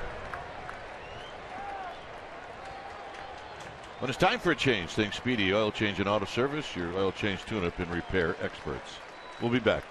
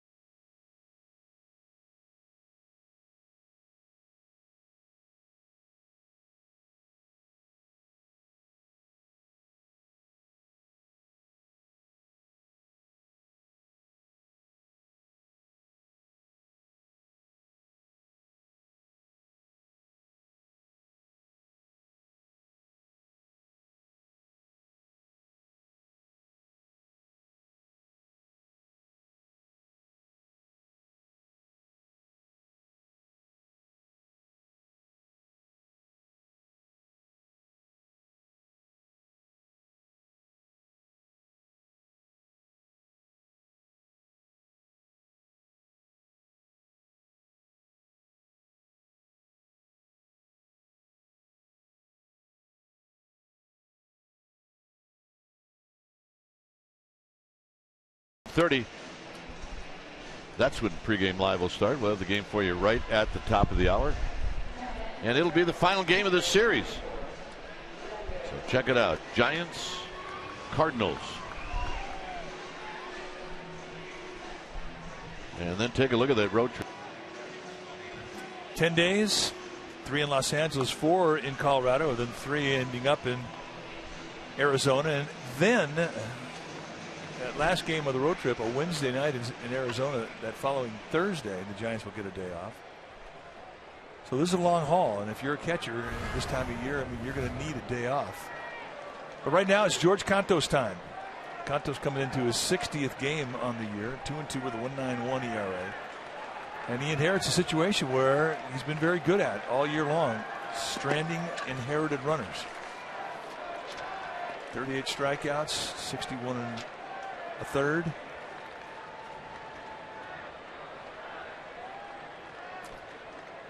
See Molina, if he goes after that first pitch, he does, and a swing and a miss.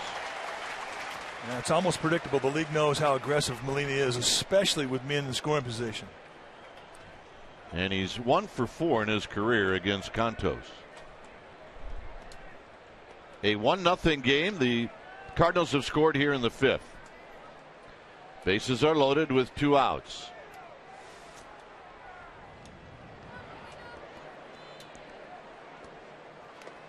And that squirts away, and it's 2-0.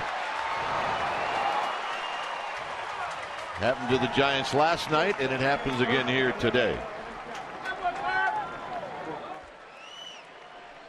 I mean, that just lets the air out of the bag. Ball down in the dirt. Slider hits and kicks off the wrist of Susac. There's not a whole lot he could do to improve that technique to try and block it. I mean, that's picture perfect. And sometimes you're just at the mercy of the bounce.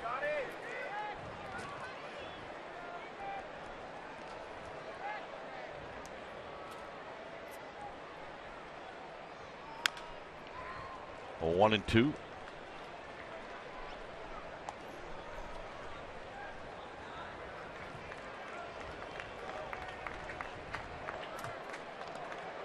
So 2 runs here in the 5th. There have been 3 hits in the inning. 1 a leadoff triple by Moss.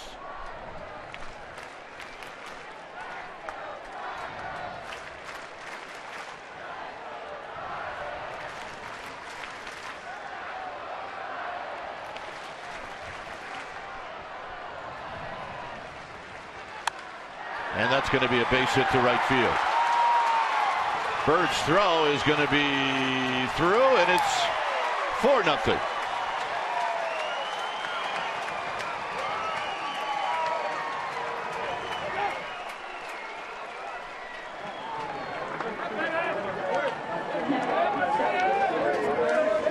So Yadier Molina hurts the Giants again. Yeah, he got a high fastball just across the letters, and once again he goes the opposite way to do it. And we have seen him do this a lot in the 2 series the Giants and Cardinals have played. Just a beautiful swing. Head stays still through the swing. The hand stays on top. Ouch. Yeah, 4 runs here in the 5th. So here's Wong.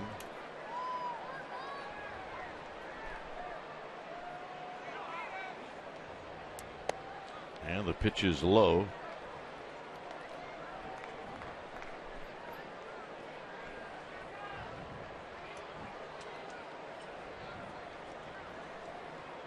Wong with a hit in the 2nd. He's 1 for 2.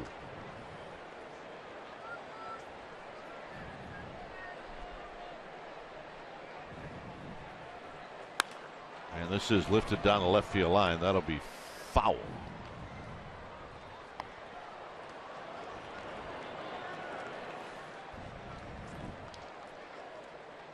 Oh yeah, you have to get the ball. You have to get your congratulations. That's all part of it.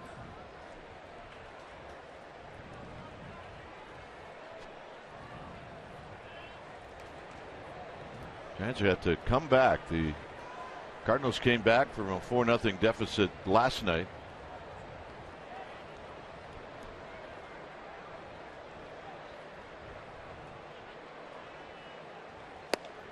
1-2. Good changeup. Well, they've got time to do it. I mean, it's just the bottom of the 5th inning.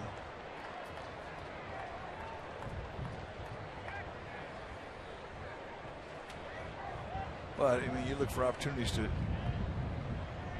give your team a boost of confidence. Here it is. If you come back down 4 against this Cardinal bullpen that has the best ERA in the National League, it's going to be a feather in your cap offensively. So the challenge is there, but the reward is huge if you can do it.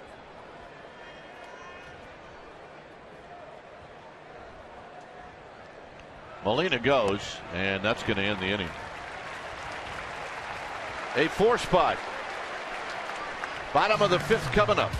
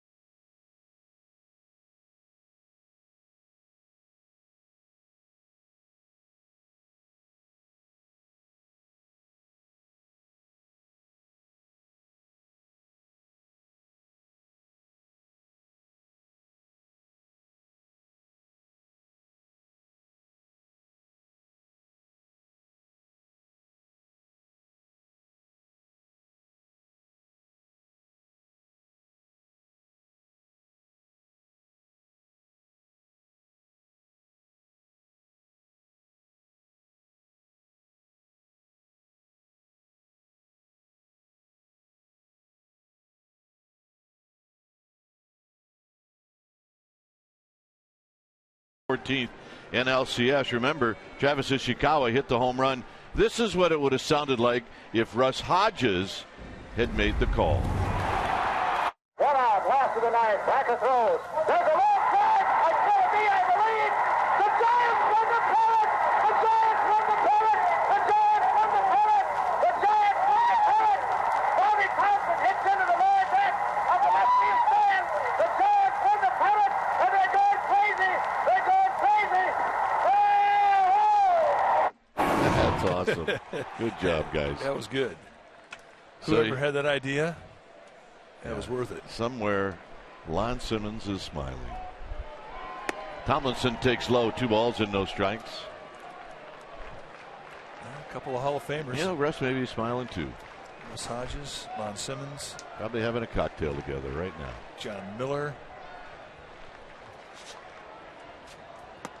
Inside, 3 balls and no strikes. And Slim wants to know where that pitch was, thinking that, well, that was a strike when it was 0-0. Giants need base runners any way they can get them.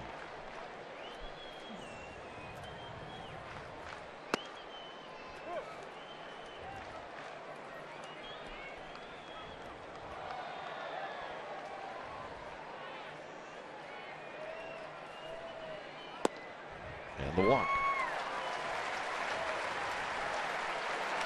All started out with a walk. Right now it's time for our Geico quote, and it's Mike Leake talking about rookie Kelby Tomlinson. He said, where did he come from? But it's awesome to see. You see guys come up and produce immediately. It's cool. It's something a lot of guys wish they could do. And Kelby Tomlinson has indeed done that. He has made a difference. So here's Susac.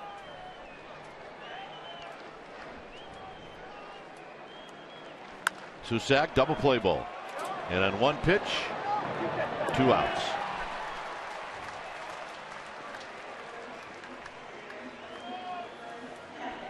That's not the jolt of lightning that Bochy was looking for, down 4-0.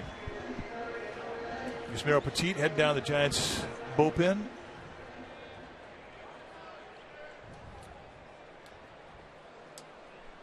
So here's Adrianza, who hit a fly ball to center field.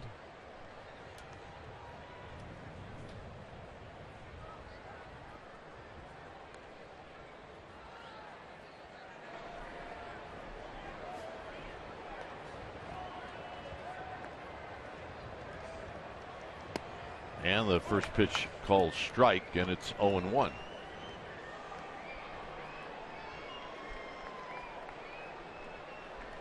She's got her colors on. Not happy right now, though.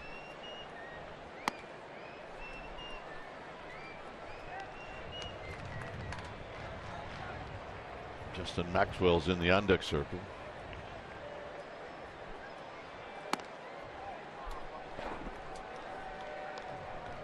I think Lance Lynn thinks the strike zone has shrunk a little bit. He's not getting any high pitches. No high help. Hit into the gap, left center field. Is anybody going to get there? They will not. One hop up against the wall, and Adrianza's got a double. Yeah, nice opposite field swing of the bat for Adrianza.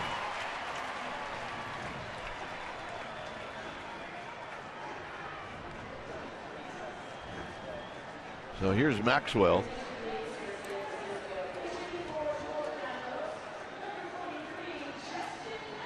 Maxwell hitting for Cantos.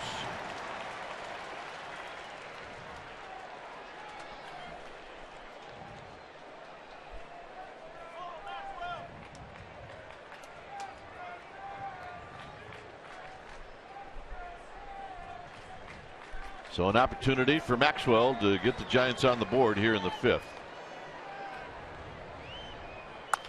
And he taps this one under the glove of Lynn.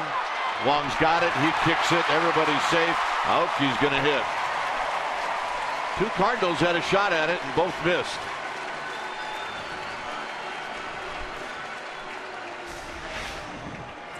Now, once it got past Lynn, you started to chirk up a bit, thinking, well, maybe. And then Wong crashing in hard. I think Wong thought that ball was going to get caught by Lynn. He was a bit surprised to get this, but he knew it was a do or die with the speed that Maxwell can put on the play. So it's a base hit for Maxwell and a little 2-out thunder here. And they think Lynn got dinged a little bit.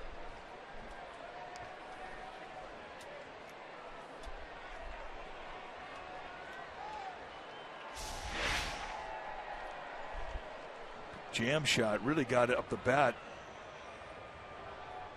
There's the attempt. He just kind of overshot the runway, and then his legs just kind of gave out on him.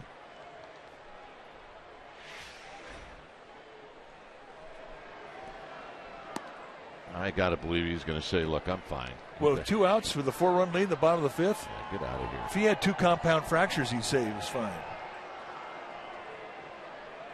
You know, Lynn's looking at Mike Matheny. He said, look, I didn't ask you to come out here anyway. Now, if it's the 8th inning, he might give up the ball, but you're also messing with the toughest man that ever played in Mike Matheny. At least that's what we thought when he was in a Giants uniform. Well, it's all because he got hit in the face in Milwaukee, and then never left his feet. Walked off the field. Not a problem. Here's Aoki. Fly ball to left, a ground ball to second.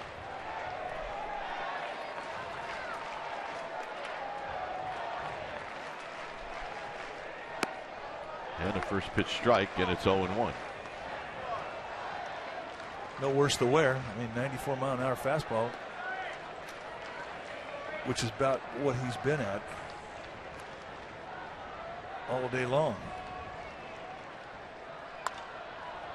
0-2 on the pop-up out of play.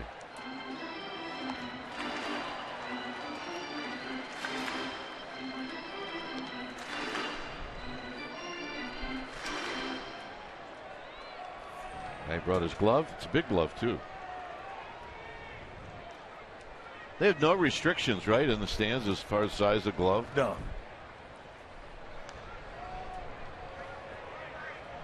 Okie tried to put the ball in play, and it's high, 1-2.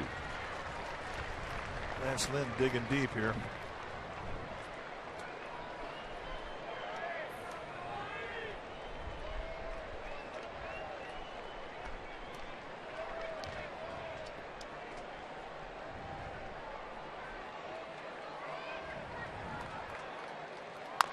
Tapped slowly. Wong. Side retired. 4-0 St. Louis.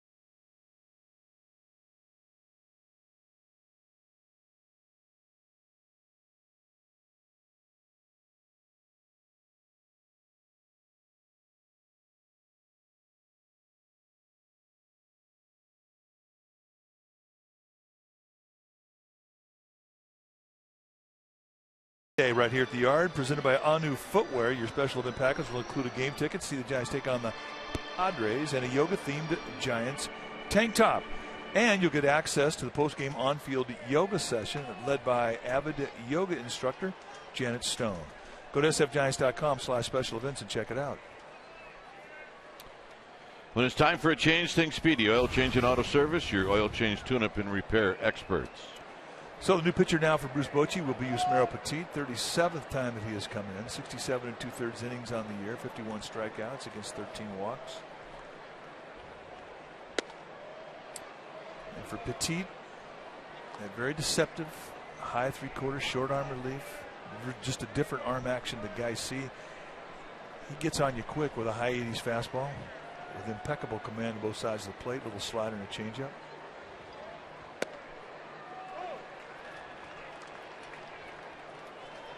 One ball and one strike. We have reached the 6th inning.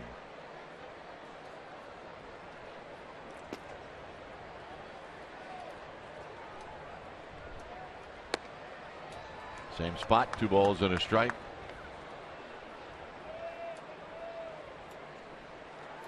Dodgers and Cubs tonight. Lester Latos. You in on that one? Yeah, that would be a good game. Foul back, 2-2. Dodgers winning last night. Kershaw struck out 14. He struck out Chris Bryant 4 times. Just to stay in shape.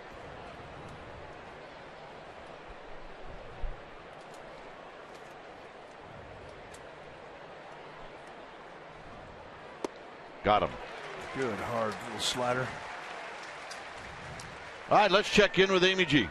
All right, gentlemen, it's time for our PG&E sponsored Giants in the Community segment, and we're going to add a Cardinal in the community because yesterday Adam Wainwright joined forces with Hunter Pence, Brandon Crawford, Andrew Susak, and Matt Duffy. They all participated in a fantasy football draft. Giants fans had a chance to buy into the draft and sit with their favorite Giants and talk a little smack and see who could get the best team together. All of the proceeds raised going to various charities. They're all doing some good stuff there, and it was in the Gotham Club, so really, really cool location, gentlemen. Wow, Gotham Club. Well, thanks, Amy. I think Amy, you ought to do most of your spots from the Gotham Club. Yeah, there's Adam Wainwright. He's getting close to getting ready. 1-0 pitch, and I think there are a few nights, Amy, where you get the Harry Carey rule. Yep. And we all know what the Harry Carey rule is. There's Mike's chair. Yep. I'm not going to say we should do a game from there because we did one last year and we're still thawing out. Yeah, we picked a bad night. Plus we got Seagold 3-0. Or I did. It's easy to get Seagold. But that's kind of like a quad candlestick. You know what I found out about getting Seagold is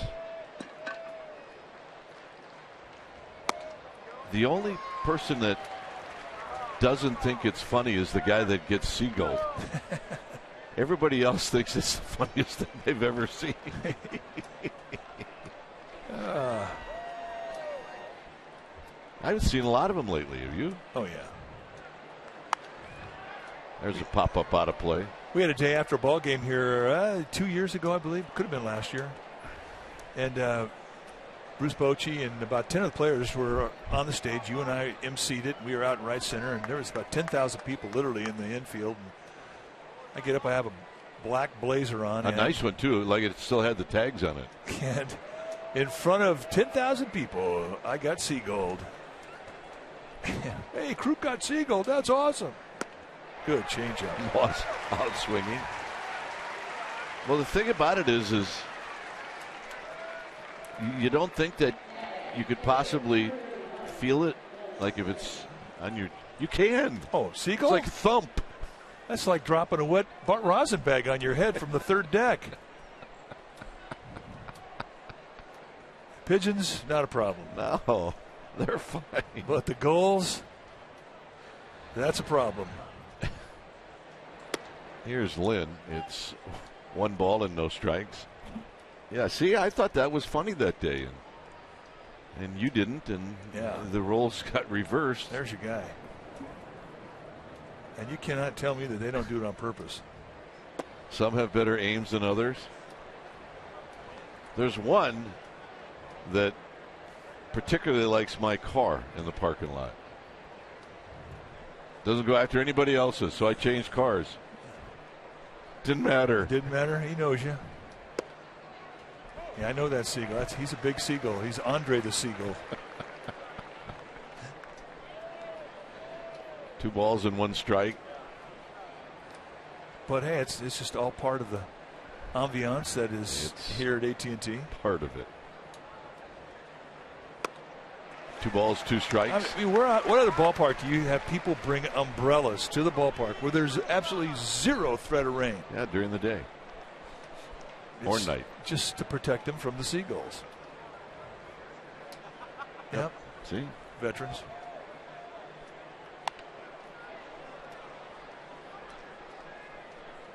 We saw a fan in Chicago with the umbrellas that fit the head, and John called it the Brockabella because I guess Lou Brock years and years ago, that's what they were, was part of the guy that was trying to sell these umbrellas, the Brockabrella. Petit strikes out the side in the midst of a whole half inning on Seagulls. Duffy to lead things off.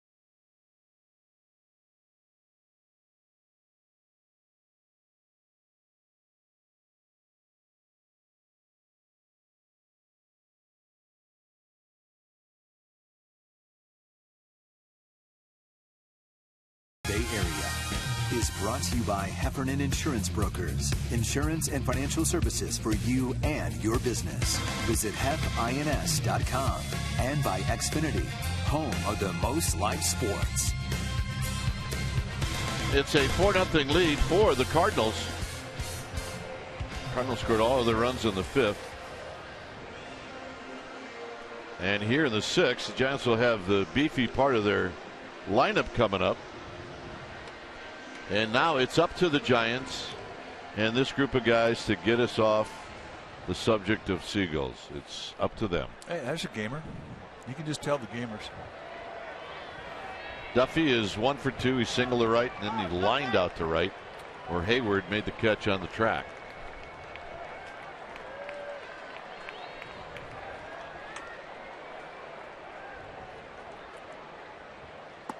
Breaking ball in tight to Duffy. There's the big guy. Yeah, he is the big fella. If Bruce Bochy was a dog, that's what he would be. Yeah. St. Bernard. There's a strike on the inside corner to even the count. They always look like they're thirsty, those St. Bernards. And they might be. Well, they have a barrel of brandy around their necks. Come on.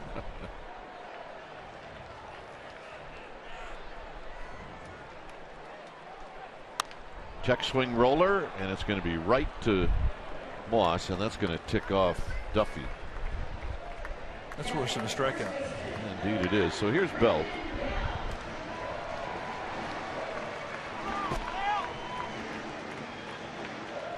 So I went to the iPad and looked up Rockabrella.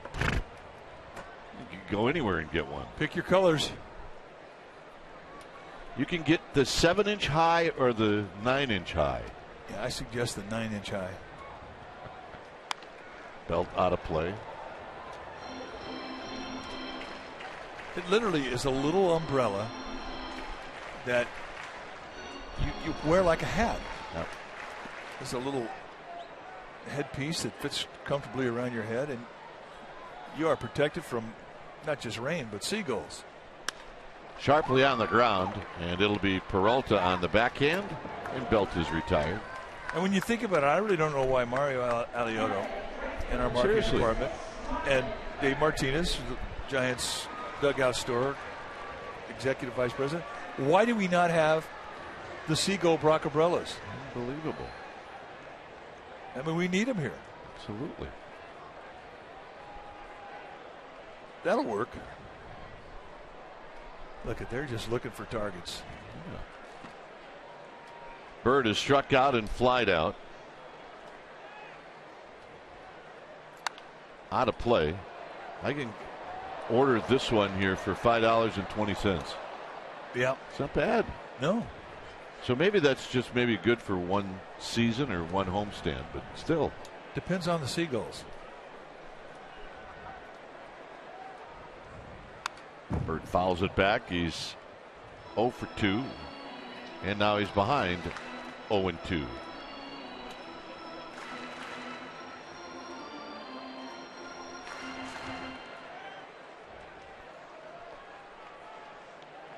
Oh, yeah. Yep. They got the memo on what to wear. Gamer babes. They fill up the whole row. Swinging a foul. It stays at 0 and 2.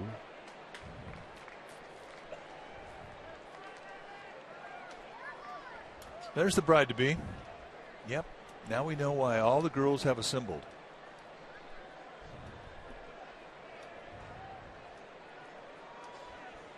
Wouldn't they look better in a Brockabrella? That's the whole sorority right there. Yeah. On the ground to short. More work for Peralta, and that's going to end the inning. So Lynn with a nice 6th inning with 3 ground balls. It stays 4-0.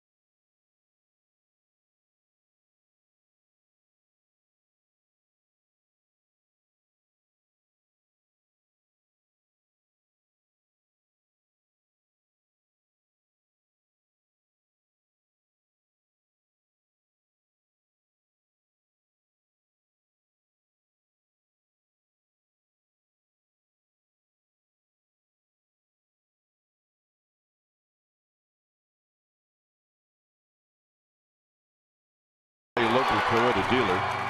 It was a start for Vogelsong and Lynn. Lynn's still in the game, pitching well. Vogelsong got tacked with 4 earned runs. Eddie Molina has been one of the villains. And the Giants really haven't scored a lot for Vogelsong, as you can see. So here's Petit to Carpenter, and there's a pitch wide, 1-0. That's kind of how it's been rolling here the second half. Vogelsong hasn't had good run support. Well, and you know, maybe you give him a 2 or 3-0 lead, maybe it's different. This has popped out of play, but that hasn't happened either.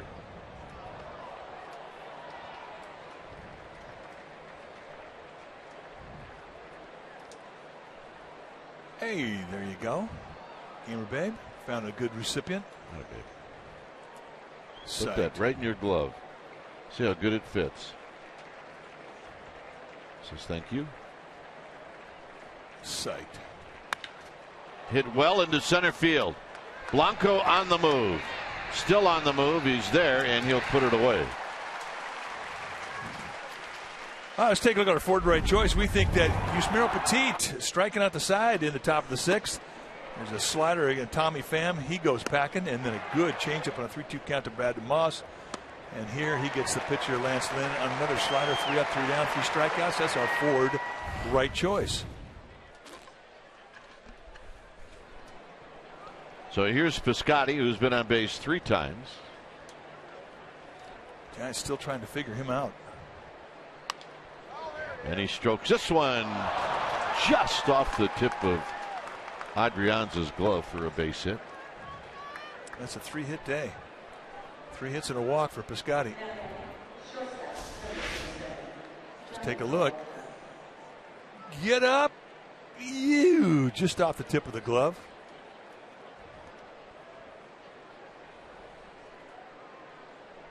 Yep. When you're going to have a good day offensively, you get breaks just like that. Well, Piscotty had an infield hit on a dribbler in the 3rd, so you're exactly right. So here's Peralta. Peralta, double play ball, and that'll go 6 for a 3. So that's the 3rd double play that Peralta has hit into. 4-0 Giants.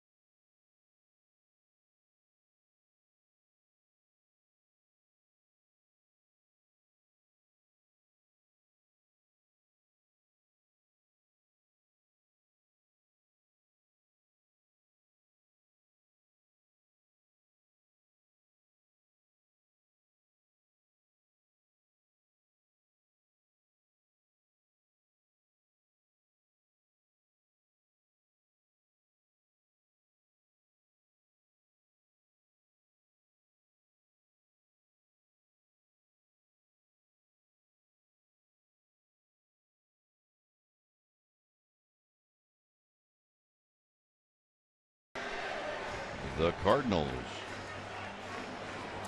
Well, you can follow the Giants all season in 2015 with MLB.com at bat, the #1 app for live baseball. At bat is up to the moment with in-game highlights, live look-ins, replay reviews, and more. Go to MLB.com at bat for your smartphone or your tablet. So here's Gregor Blanco. Blanco with a base hit to right field. Not waiting around, jumping on the first pitch he sees.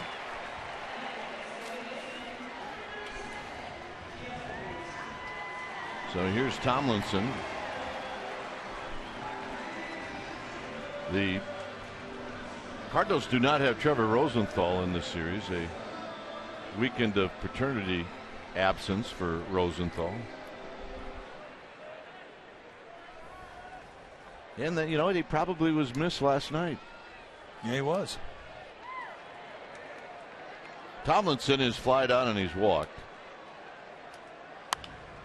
And it's this one down the right field line, a souvenir. Flat swing. He has a flat swing. That bat stays in the zone a long time. Easy, big fella. Oh, yeah. This is not his first game, let me tell you. Just put down the rally cap early. 0-1. Tap to third. Carpenter gets one. And that's all they'll get. Yeah, that's a pretty quick turn there from Colton Wong. I didn't think they had a chance, remembering that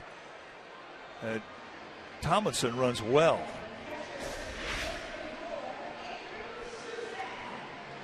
Carpenter, nice feed, and that means just a lightning exchange from Wong, and they almost pulled it off. It's a lot closer than I thought it was going to be.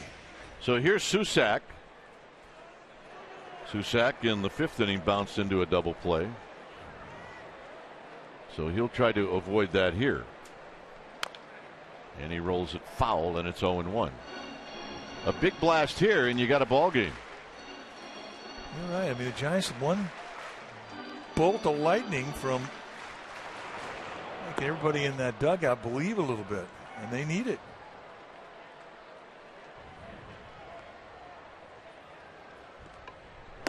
Outside, 1-1 strike. Lynn still throwing hard. 92 pitches now for Lance Lynn. There's still no activity in the bullpen for the Cardinals. Nope. 1-2. When in doubt, you know what Lynn's going to do. He's going to throw a fastball.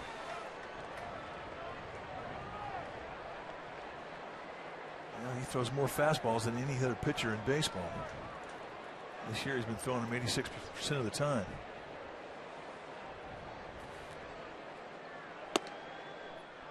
He cuts it, he sinks it.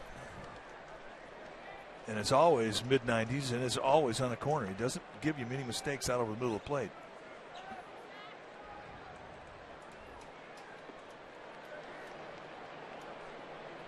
Mr. Posey moving around. He was available to pinch hit today.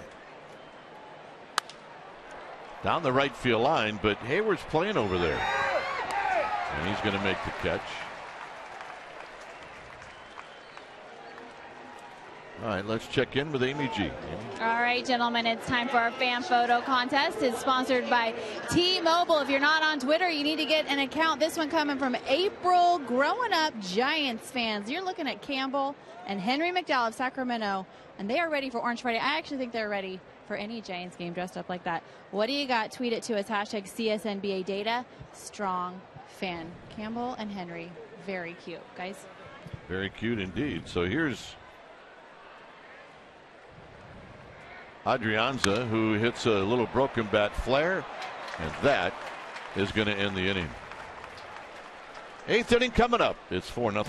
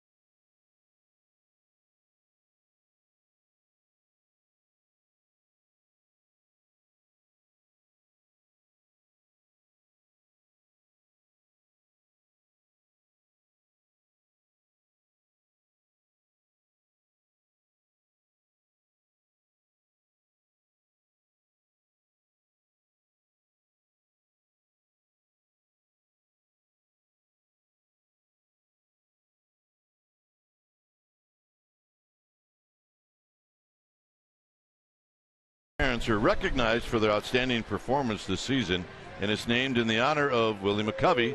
This annual award is the Junior Giants version of the Willie Mack Award that's given to the Giants player by his teammates and coaches for inspirational performance both on and off the field. Now today, these coaches and team parents are being saluted for exemplifying the Junior Giants spirit through their leadership and teamwork. Job well done.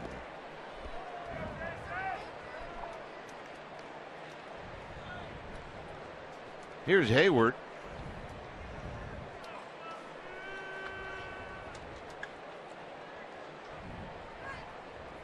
Hayward waiting on Petit, and he shoots this one right to Duffy, who got handcuffed but hangs in there, and he throws him out. Nice play.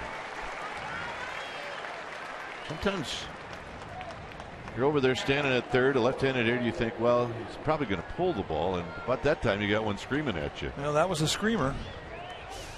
But I tip my cap to Ron Wotus. He had Matt Duffy played right in the right position, goes up the glove, catches it with his forearm against his chest, and makes the play. Not a problem. I think it dinged him in the leg and came really close to doing some other damage. Had some personality, didn't it? Here's Molina. And he had the big swing of the bat.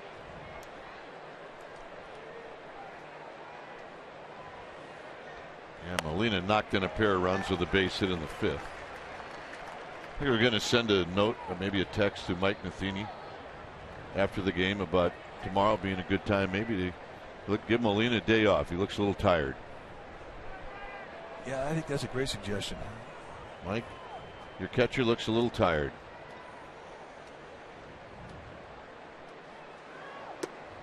A 1-2.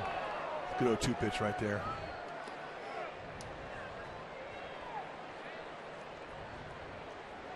Just start that thing on the outside corner, let the movement fall away. Now, the hitter's supposed to swing at that. If you're Yusmeiro Petit, you want to know why he didn't swing at that. That's how good that pitch was. 2-2.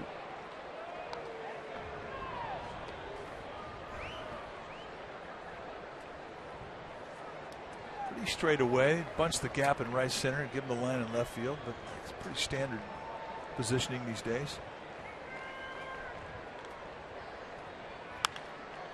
Sky down the left field line. Aoki over, and it's out of play. Heads up, young man. All right, do not get hurt. We need you.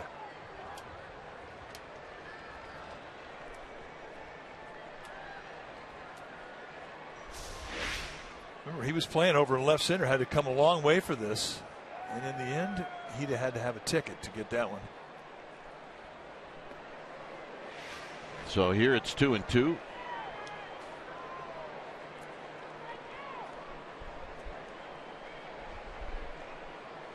And Molina out swinging. So that was a bit odd. See, he's tired. Needs a day off. 4 strikeouts for Petit here in his 3rd inning of relief.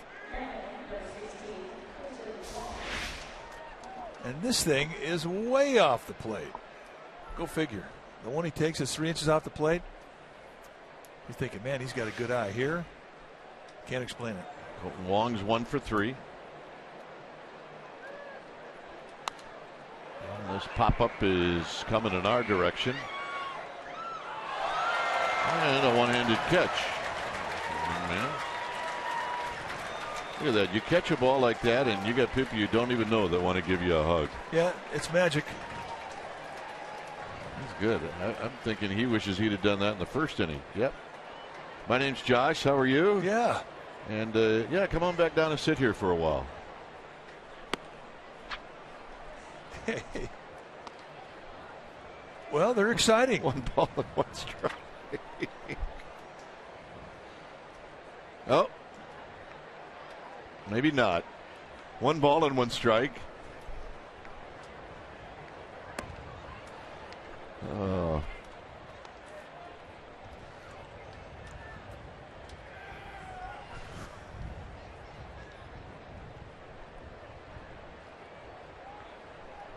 Here's a 2-1 to Colton Wong.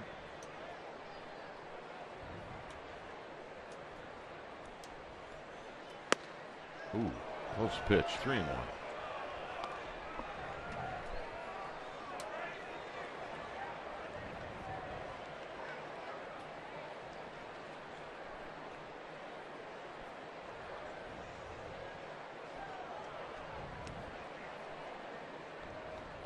Thirty-fifth pitch from Petit. Susak's going to come back, but this is going to be out of play. Stay tuned immediately after Giants baseball for Esurance Giants postgame live. You're going to get highlights, reaction, and analysis. It's all coming up after the game.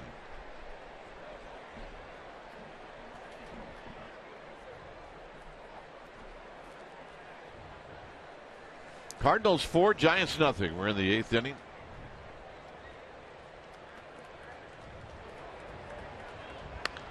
Look out. All stuck in the screen. Just waiting there for him. Yep. Got a ball, didn't even have to sting your hands a bit.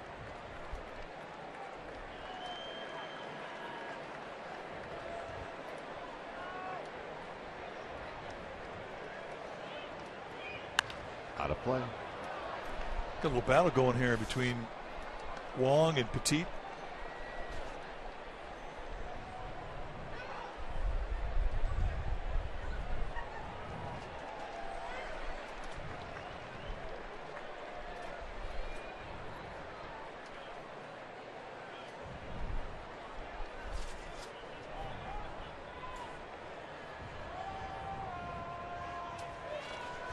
Petit and Susak trying to come up with a pitch, so Wong asked for time.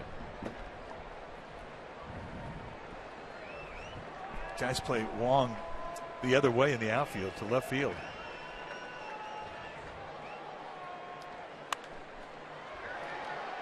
Belt, Susak. Who's it going to be? It's going to be out of play. This young man, nice play. Got his glove. Had him played perfectly. Cardinal fan. It's a Wilson man.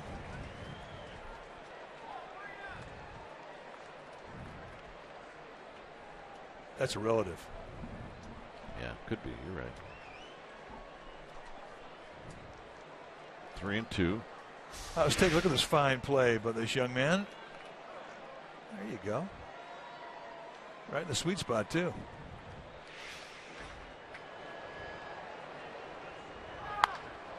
Driven to Triple's alley. Bird's not going to get it. And it's going to flatten out into 421. And Tomlinson's going to get the relay, so it'll be a 2-out triple. Quite an at bat there by Colton Wong.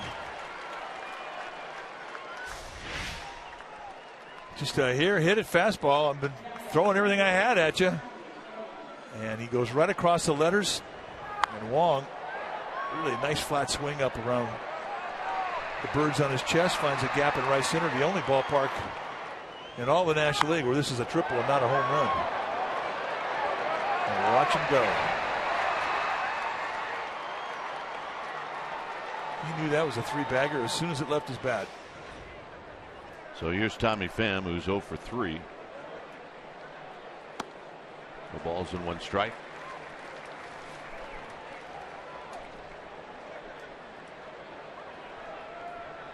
Wong at third with 2 outs.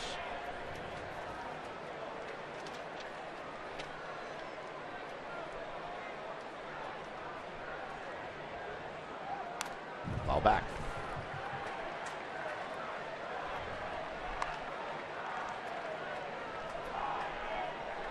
And Carlos Villanueva starting to get heated up. Just go down and start throwing. Now that's a container ship right there. That is.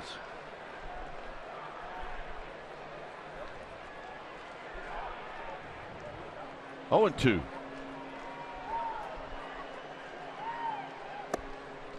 One ball and 2 strikes.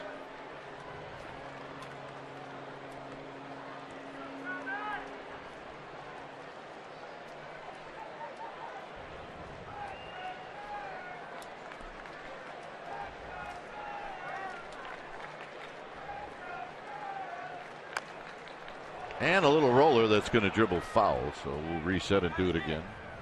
Tomorrow it'll be Chris Heston against Jaime Garcia. So the Giants, as expected, have seen we'll see three very tough pitchers in this series. Look at the numbers for Garcia. His ERA is 1.77.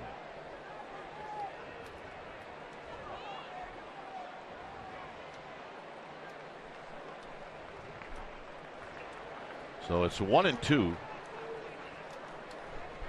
Tommy Pham.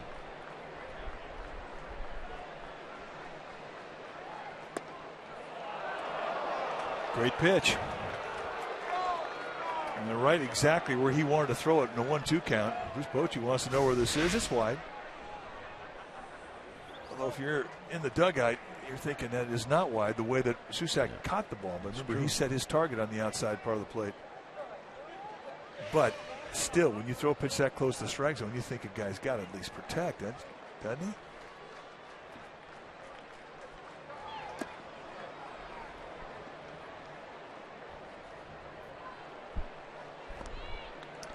So a full count now to Tommy Pham with Moss on deck. Nobody in the Giants bullpen.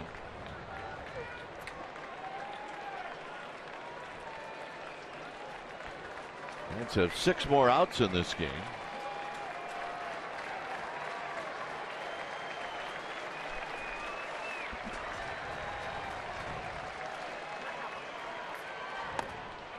And the walk.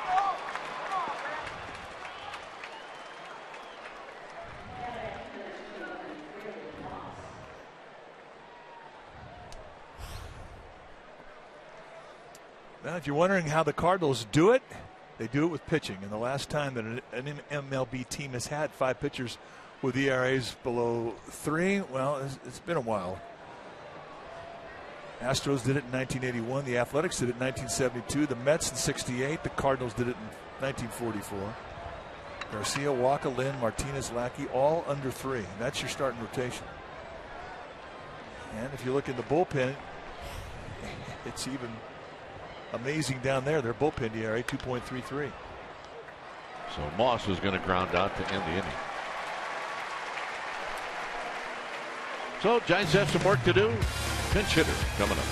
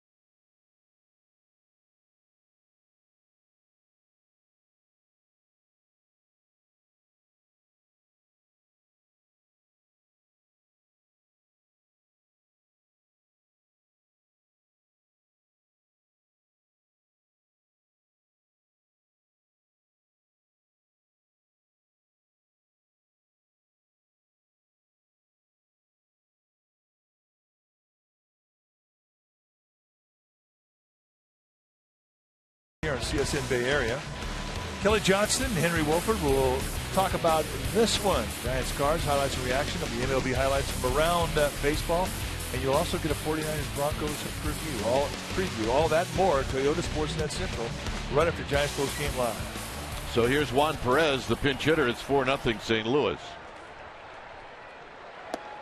And for Lance Lynn, he throws pitch number 97, and it's down low.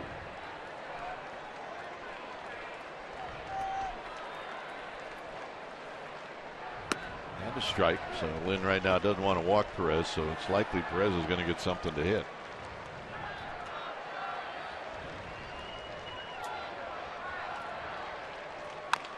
Tap slowly. Lynn on the backhand. He throws it away, and Lynn's down. Lynn is down, and he's hurt. Looked like his leg buckled. His back leg, his right leg, when he was making the throw. And he fell awkwardly. And the training staff out there, along with Mike Matheny.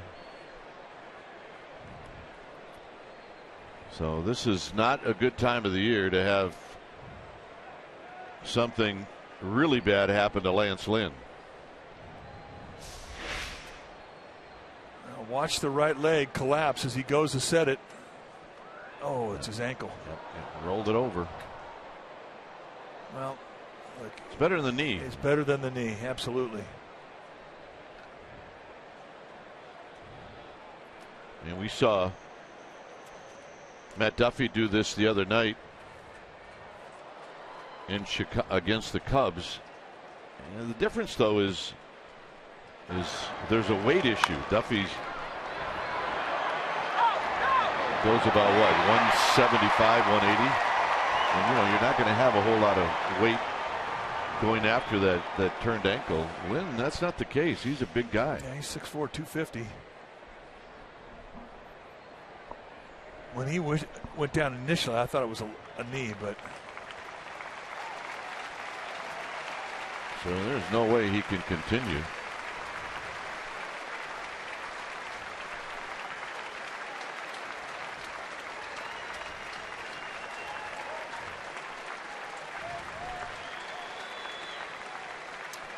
So Mike Matheny just pointed to somebody in that dugout. That's going to be Choate.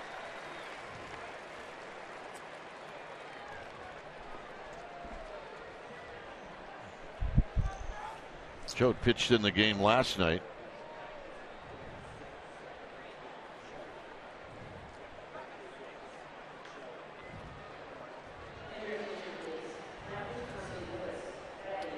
So with Choate coming in, when it's time for a change, think Speedy Oil Change and Auto Service, your oil change tune-up and repair experts. We'll be back.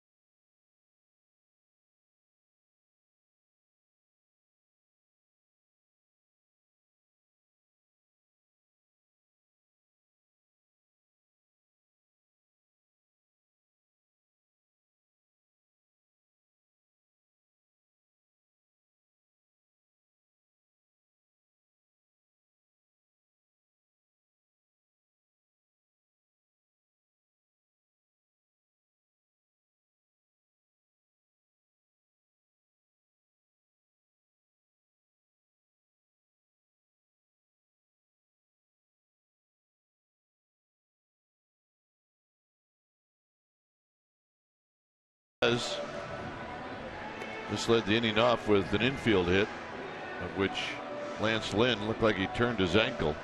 So he is out of the game. Randy Choate gets as many pitches as he wants to get ready, and now he says he is ready, as the hitter is going to be Nori Aoki. And there you see what Choate has done through 62 games, 1-0 with a 4.07 ERA. Choate side armor. He's going to give you 2 pitches basically. He's going to give you a mid-80s fastball that has big time sink and a big frisbee slider. And lefty's hitting 273.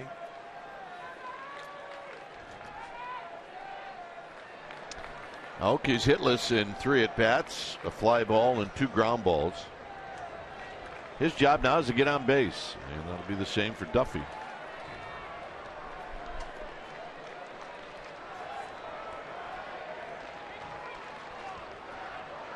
Have had some base runners on in the 1st and in the 5th. But that's it. Where they've had at least more than 1 runner on. No balls and 1 strike.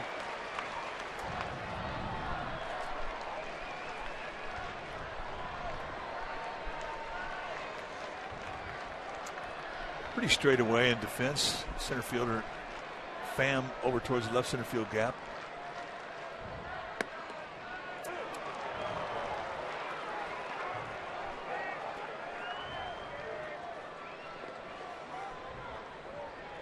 So a quick 0-2 from Choate to jump on top of Aoki. Yeah, now Aoki's got to battle, put the ball in play. Look out. And here's if you're sitting on that third base side of the stands, first couple rows, especially right behind Giants on deck circle, you better be ready. Because with Randy Choate dropping stuff down around the side and Aoki, who invented the emergency swing. He did. Sometimes when he doesn't have any strikes on him. Serious. It's working. It has served him well. Got him. But not this time.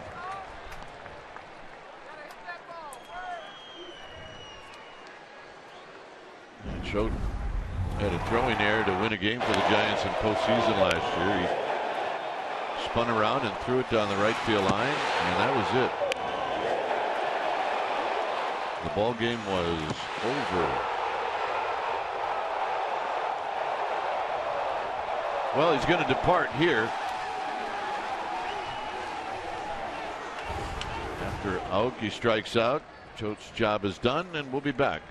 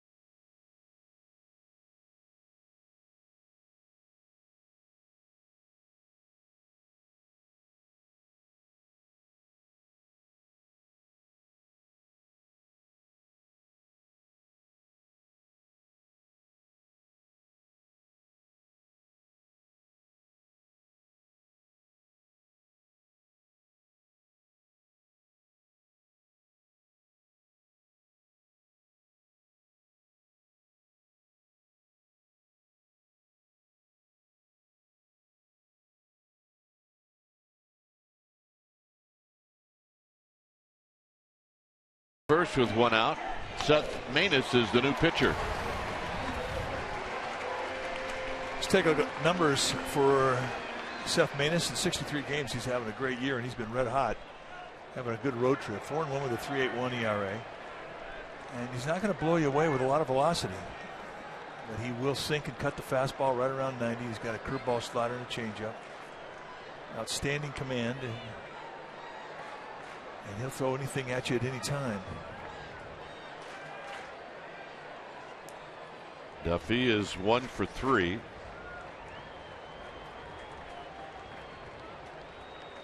Giants are still a couple of hitters away from getting the tying run to the plate. Yeah, generous strike for that little backdoor sinker. And immediately Duffy's in a hole.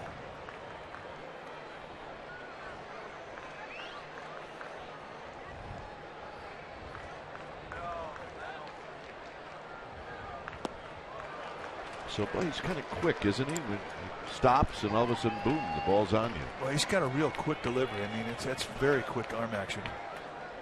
Short armor. And he showed you 2 pitches, a fastball changeup combination, and they were lethal.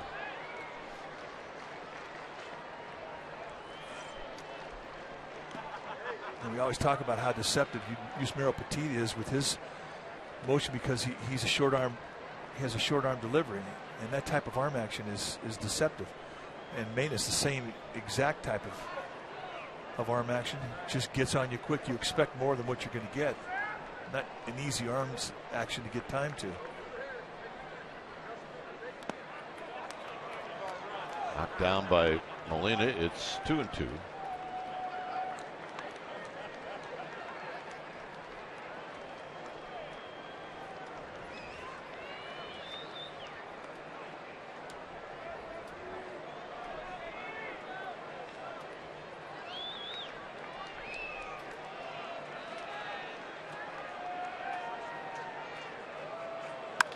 Double play ball. And that'll end the inning. 9:30 coming up.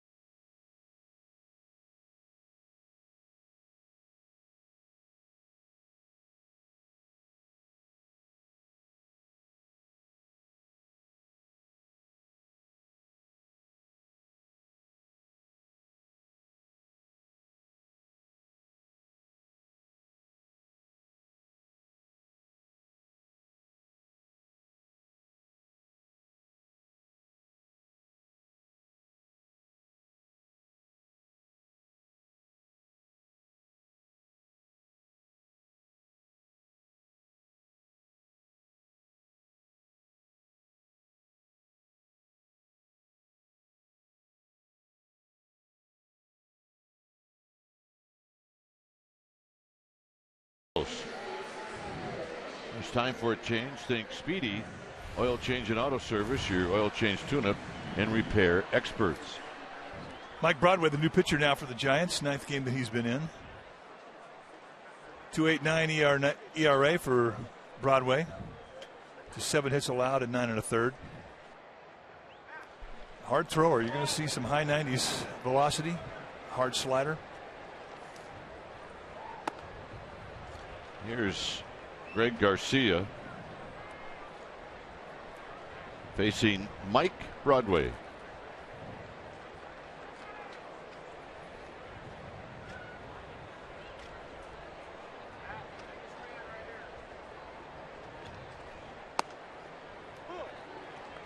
Now, you've known this guy for a while.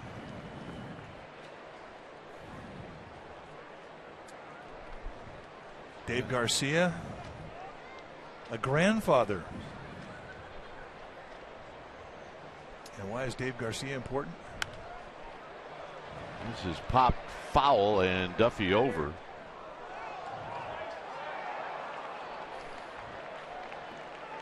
And there's He's the man.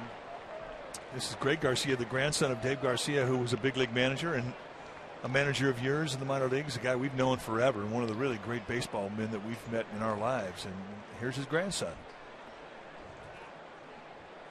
I played in the big leagues 14 games last year. Here he shoots this one on the ground to Belt. And Belt's going to retire Greg Garcia. Well, he was a manager, but he was not the manager that got the most out of you when it comes to the long ball. We are going to celebrate the anniversary of my partner who stepped up. Jeff Torborg was his manager. 1977, Steve Stone, the Cy Young Award winner, on the hill. And my partner did this. And took the trot around the bags, and partner, a very stylish trot. Boy, I packed him in that day, didn't I? Now, what do you remember about that? Well, I remember Buddy. I remember the guy. All the guys came out of the dugout. Eckersley in the blue jacket. Jimmy Warfield in the white shirt. Yeah, good stuff. Didn't really dig it that much, so I decided not to hit another one. All you need is one. Going more for ground rule doubles. Hit one homer, you're a home run hitter. That's how it works. High and deep to right. It is off of archway number one. Is Carpenter, I think, thought he had one as he'll go into second base. Goes down and golfs a breaking ball. So he wasn't waiting around for Mike Broadway. He was just up there looking at the first strike he could get. This goes in right over the plate at the knees. And as soon as Carpenter hits it, he starts measuring. Yeah, this is the shortest part in this park, is to go right down that right field line. And of all the home runs that Barry Bonds hit in this ballpark, I can think of only one or two where he hit right down the line.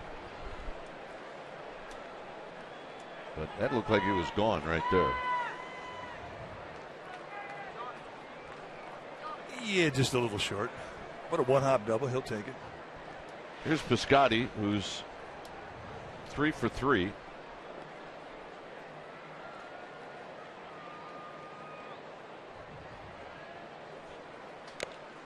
And that's a foul back. So just to finish up on your home run, did you know it was gone when you hit it? No, I did not. I did not. Nor should I have. So, what did you get to save anything from that from the home run? I mean, did you still have the bat or the ball? Or I have all of it. Bat, ball, what else? Everything. The seat that it hit? I have the stadium. They put the stadium in my backyard. There's a fastball high, 1 ball and 1 strike. Well, where do you have the seat? It's in my office now after the kids got it out of the attic. Speed up. Man, look, that was an old stadium. It was an old seat. It's even older now. Here's the 1-1 to Piscotty. Ball back. He takes a good healthy rip. He does. But I mean, how did you get the seat? Did you barter it away with the grounds crew guys? They gave it to me when I got traded to the Giants. They said, "Here, take the seat. Good riddance." Well, it found a good home. Did you have it redone and shined up or something? Did not. It's exactly the same. What was the number on the seat? Did they have seat numbers? I don't know. They put a plaque over top of it. I think where the number was. 2 balls, 2 strikes. But I want to go back to Greg Garcia. You know how I feel about his grandfather, who is, I believe, Dave is in his mid-90s. And 94. Dave, born and raised in East St. Louis. And he tells us, and I believe him, that he has probably seen more ball players than anybody alive. As this is driven to right. Piscotty got both cheeks into this one, and he's 4 for 4. That's going to knock in Carpenter, and Piscotty's at third with a triple. We talked about a big guy liking the inside pitch, and the only way you can like that pitch is if you've got an inside-out approach. And this is what we've seen from Piscotty that's been impressive. They're going inside. This thing leaks out over the plate, but still, he inside outs, and he just puts a backspin charge into it. Beautiful swing. And that is a confident swing.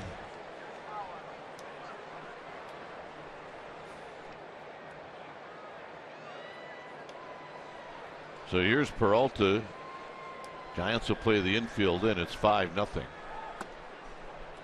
But getting back to Dave Garcia, he also told us that he thinks that he's probably seen more Hall of Famers that have since passed away than that are alive. How about that? Well, that's saying something. There's a pitch up and in. 1 ball and 1 strike. But a good man, Dave Garcia, and his grandson, we just watched make the first out here in the ninth. But the thing about Dave Garcia, when you have a conversation with him, and we'd have one every year going down to San Diego. We have not seen him this year. He has not been to the ballpark this year. But in your conversations with Dave, his recall is total. Yeah. And when you start talking about games, he'll start telling you what the starting lineups were for both teams. In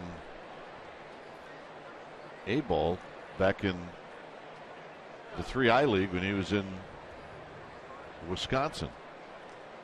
2-1 pitch. Here it is to Peralta. There's a strike. It's 2-2. He got me talking about a team in 1975 in the Texas League in Midland. Oh yeah, Jerry Tabb at first base and Bill Hoosman. He was a good ball player at second base. And whatever happened to that shortstop, Mike Simber? And he just goes on and on. And it wasn't even his team. No. He was the manager of the AA club that year in El Paso, the Angels. Shallow right field. Bird's coming in. He'll make the catch. Piscotty has to stay at third. And that'll bring up Hayward.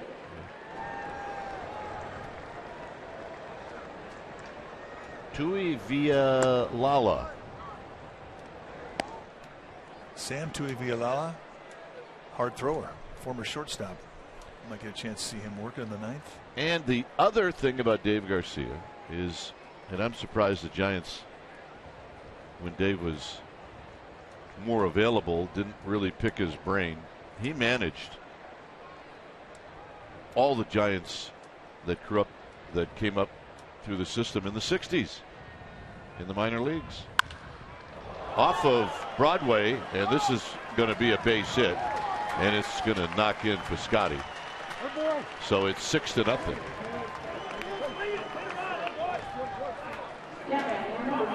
So Hayward laid in the weeds on the first pitch.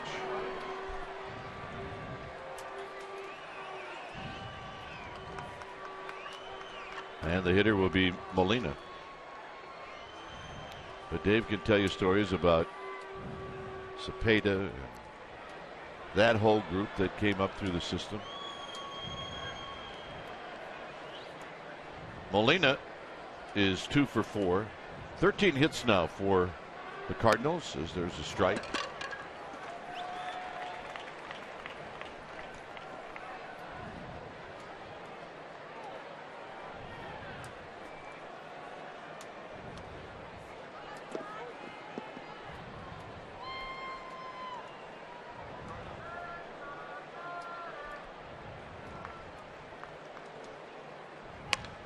On the ground to Duffy, and that'll end the inning.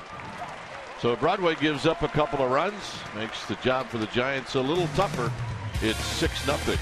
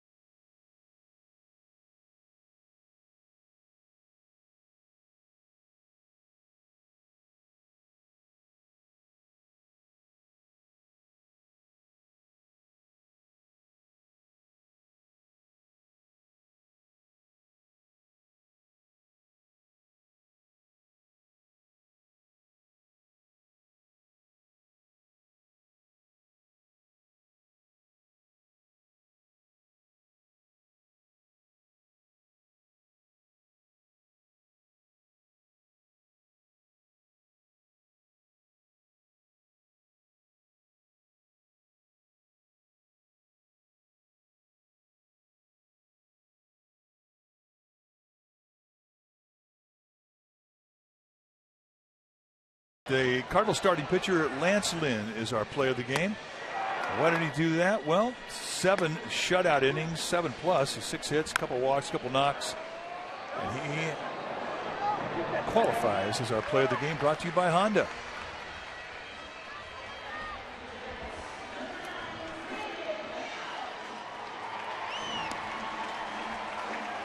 Six nothing. When it's time for a change, think Speedy Oil Change and Auto Service, your oil change tune-up and repair experts.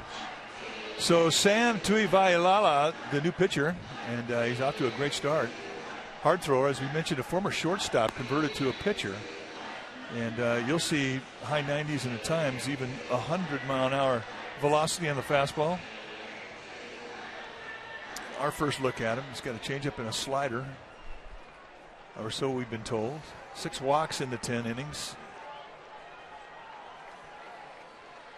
So the Cardinals looking for a clean inning to get off the field and think about tomorrow. Belt is 1 for 2 with a walk.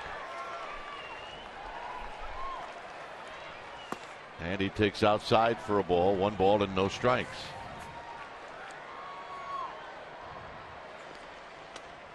Six runs, 13 hits for the Cardinals. No runs, 6 hits for the Giants. His Belt takes low and away, 2 balls and no strikes. Tuivailala has 8 straight scoreless appearances out of the bullpen. He was recalled from Memphis, their AAA club, where he had 16 saves. He was a PCL All-Star.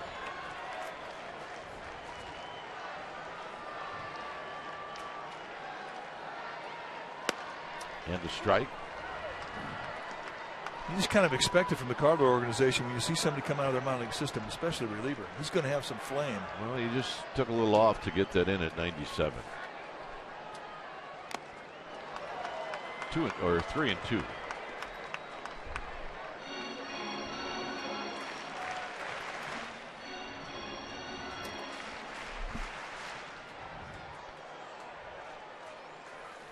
Rally cap time.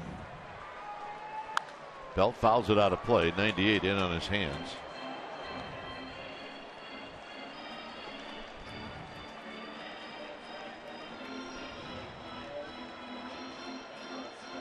So a mild right ankle sprain for Lance Lynn.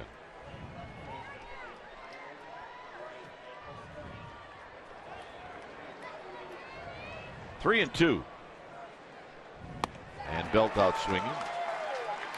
So disappointing for Belt. He was ahead in the count, 3-0. So eventually you know that you're going to get some fastballs in the strike zone.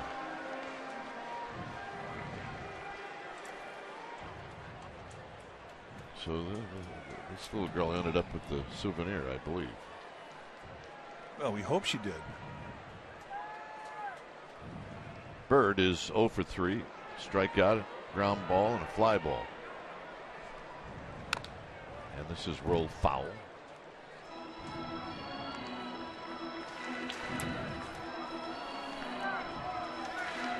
Tomorrow it's going to be Chris Heston taking the ball for Bruce Bochy. And he faces Jaime Garcia. It's going to be a lot of ground balls in that game. Both guys sinker ballers. You would expect. And this is popped up and out of play.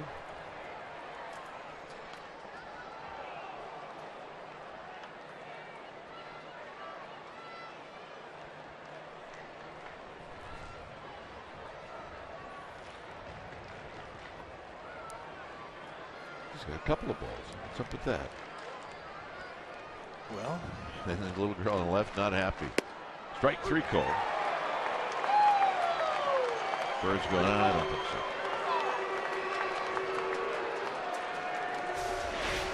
Let's take a look at it. Yeah, well, pitcher strike. So here's Blanco.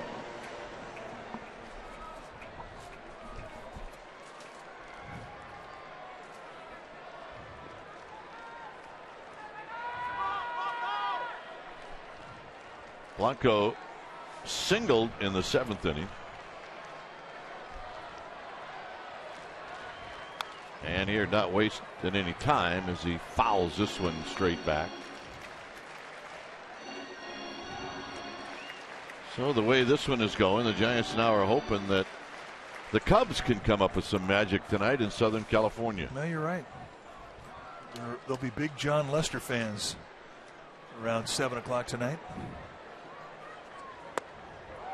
0-2. That's a good slider right there. You can see why Tuivailala is a guy that they are high on just by watching the fastball and the breaking ball alone.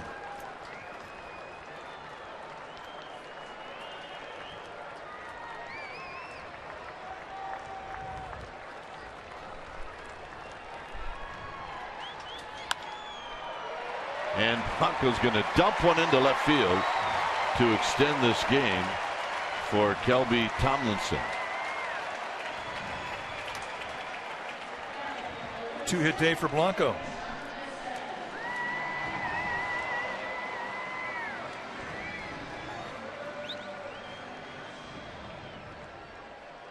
Giants need a bat boy. Let's go. Somebody sleeping on the job? Yeah, come on. So, sometimes you need 2 or 3 to get the job done. So here's Tomlinson. And he takes way outside. 1 ball and no strikes. Tuivailala went to Aragon High School here in San Mateo.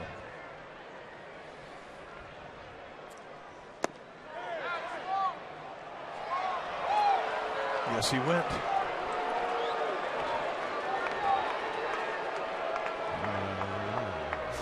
All right, did he go? Let's take a look. Yeah, it's the gray area.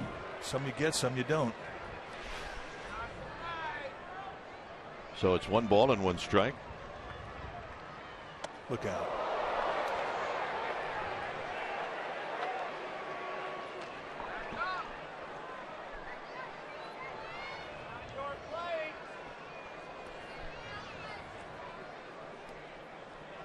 Susac to follow should Tomlinson extend the inning. 3-1.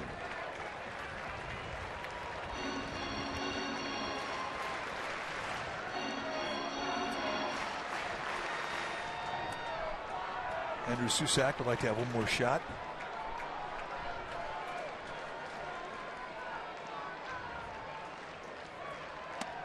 And the walk.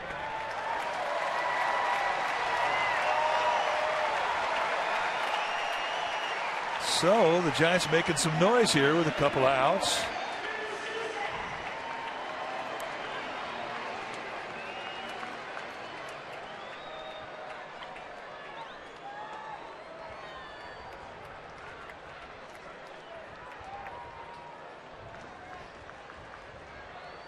Power on power right here.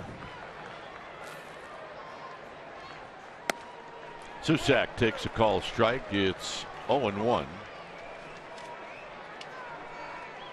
4 runs in the 5th inning is the inning that did the most damage against the Giants here this afternoon.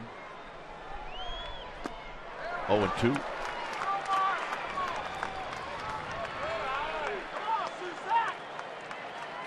Blanco at second. Tomlinson at first.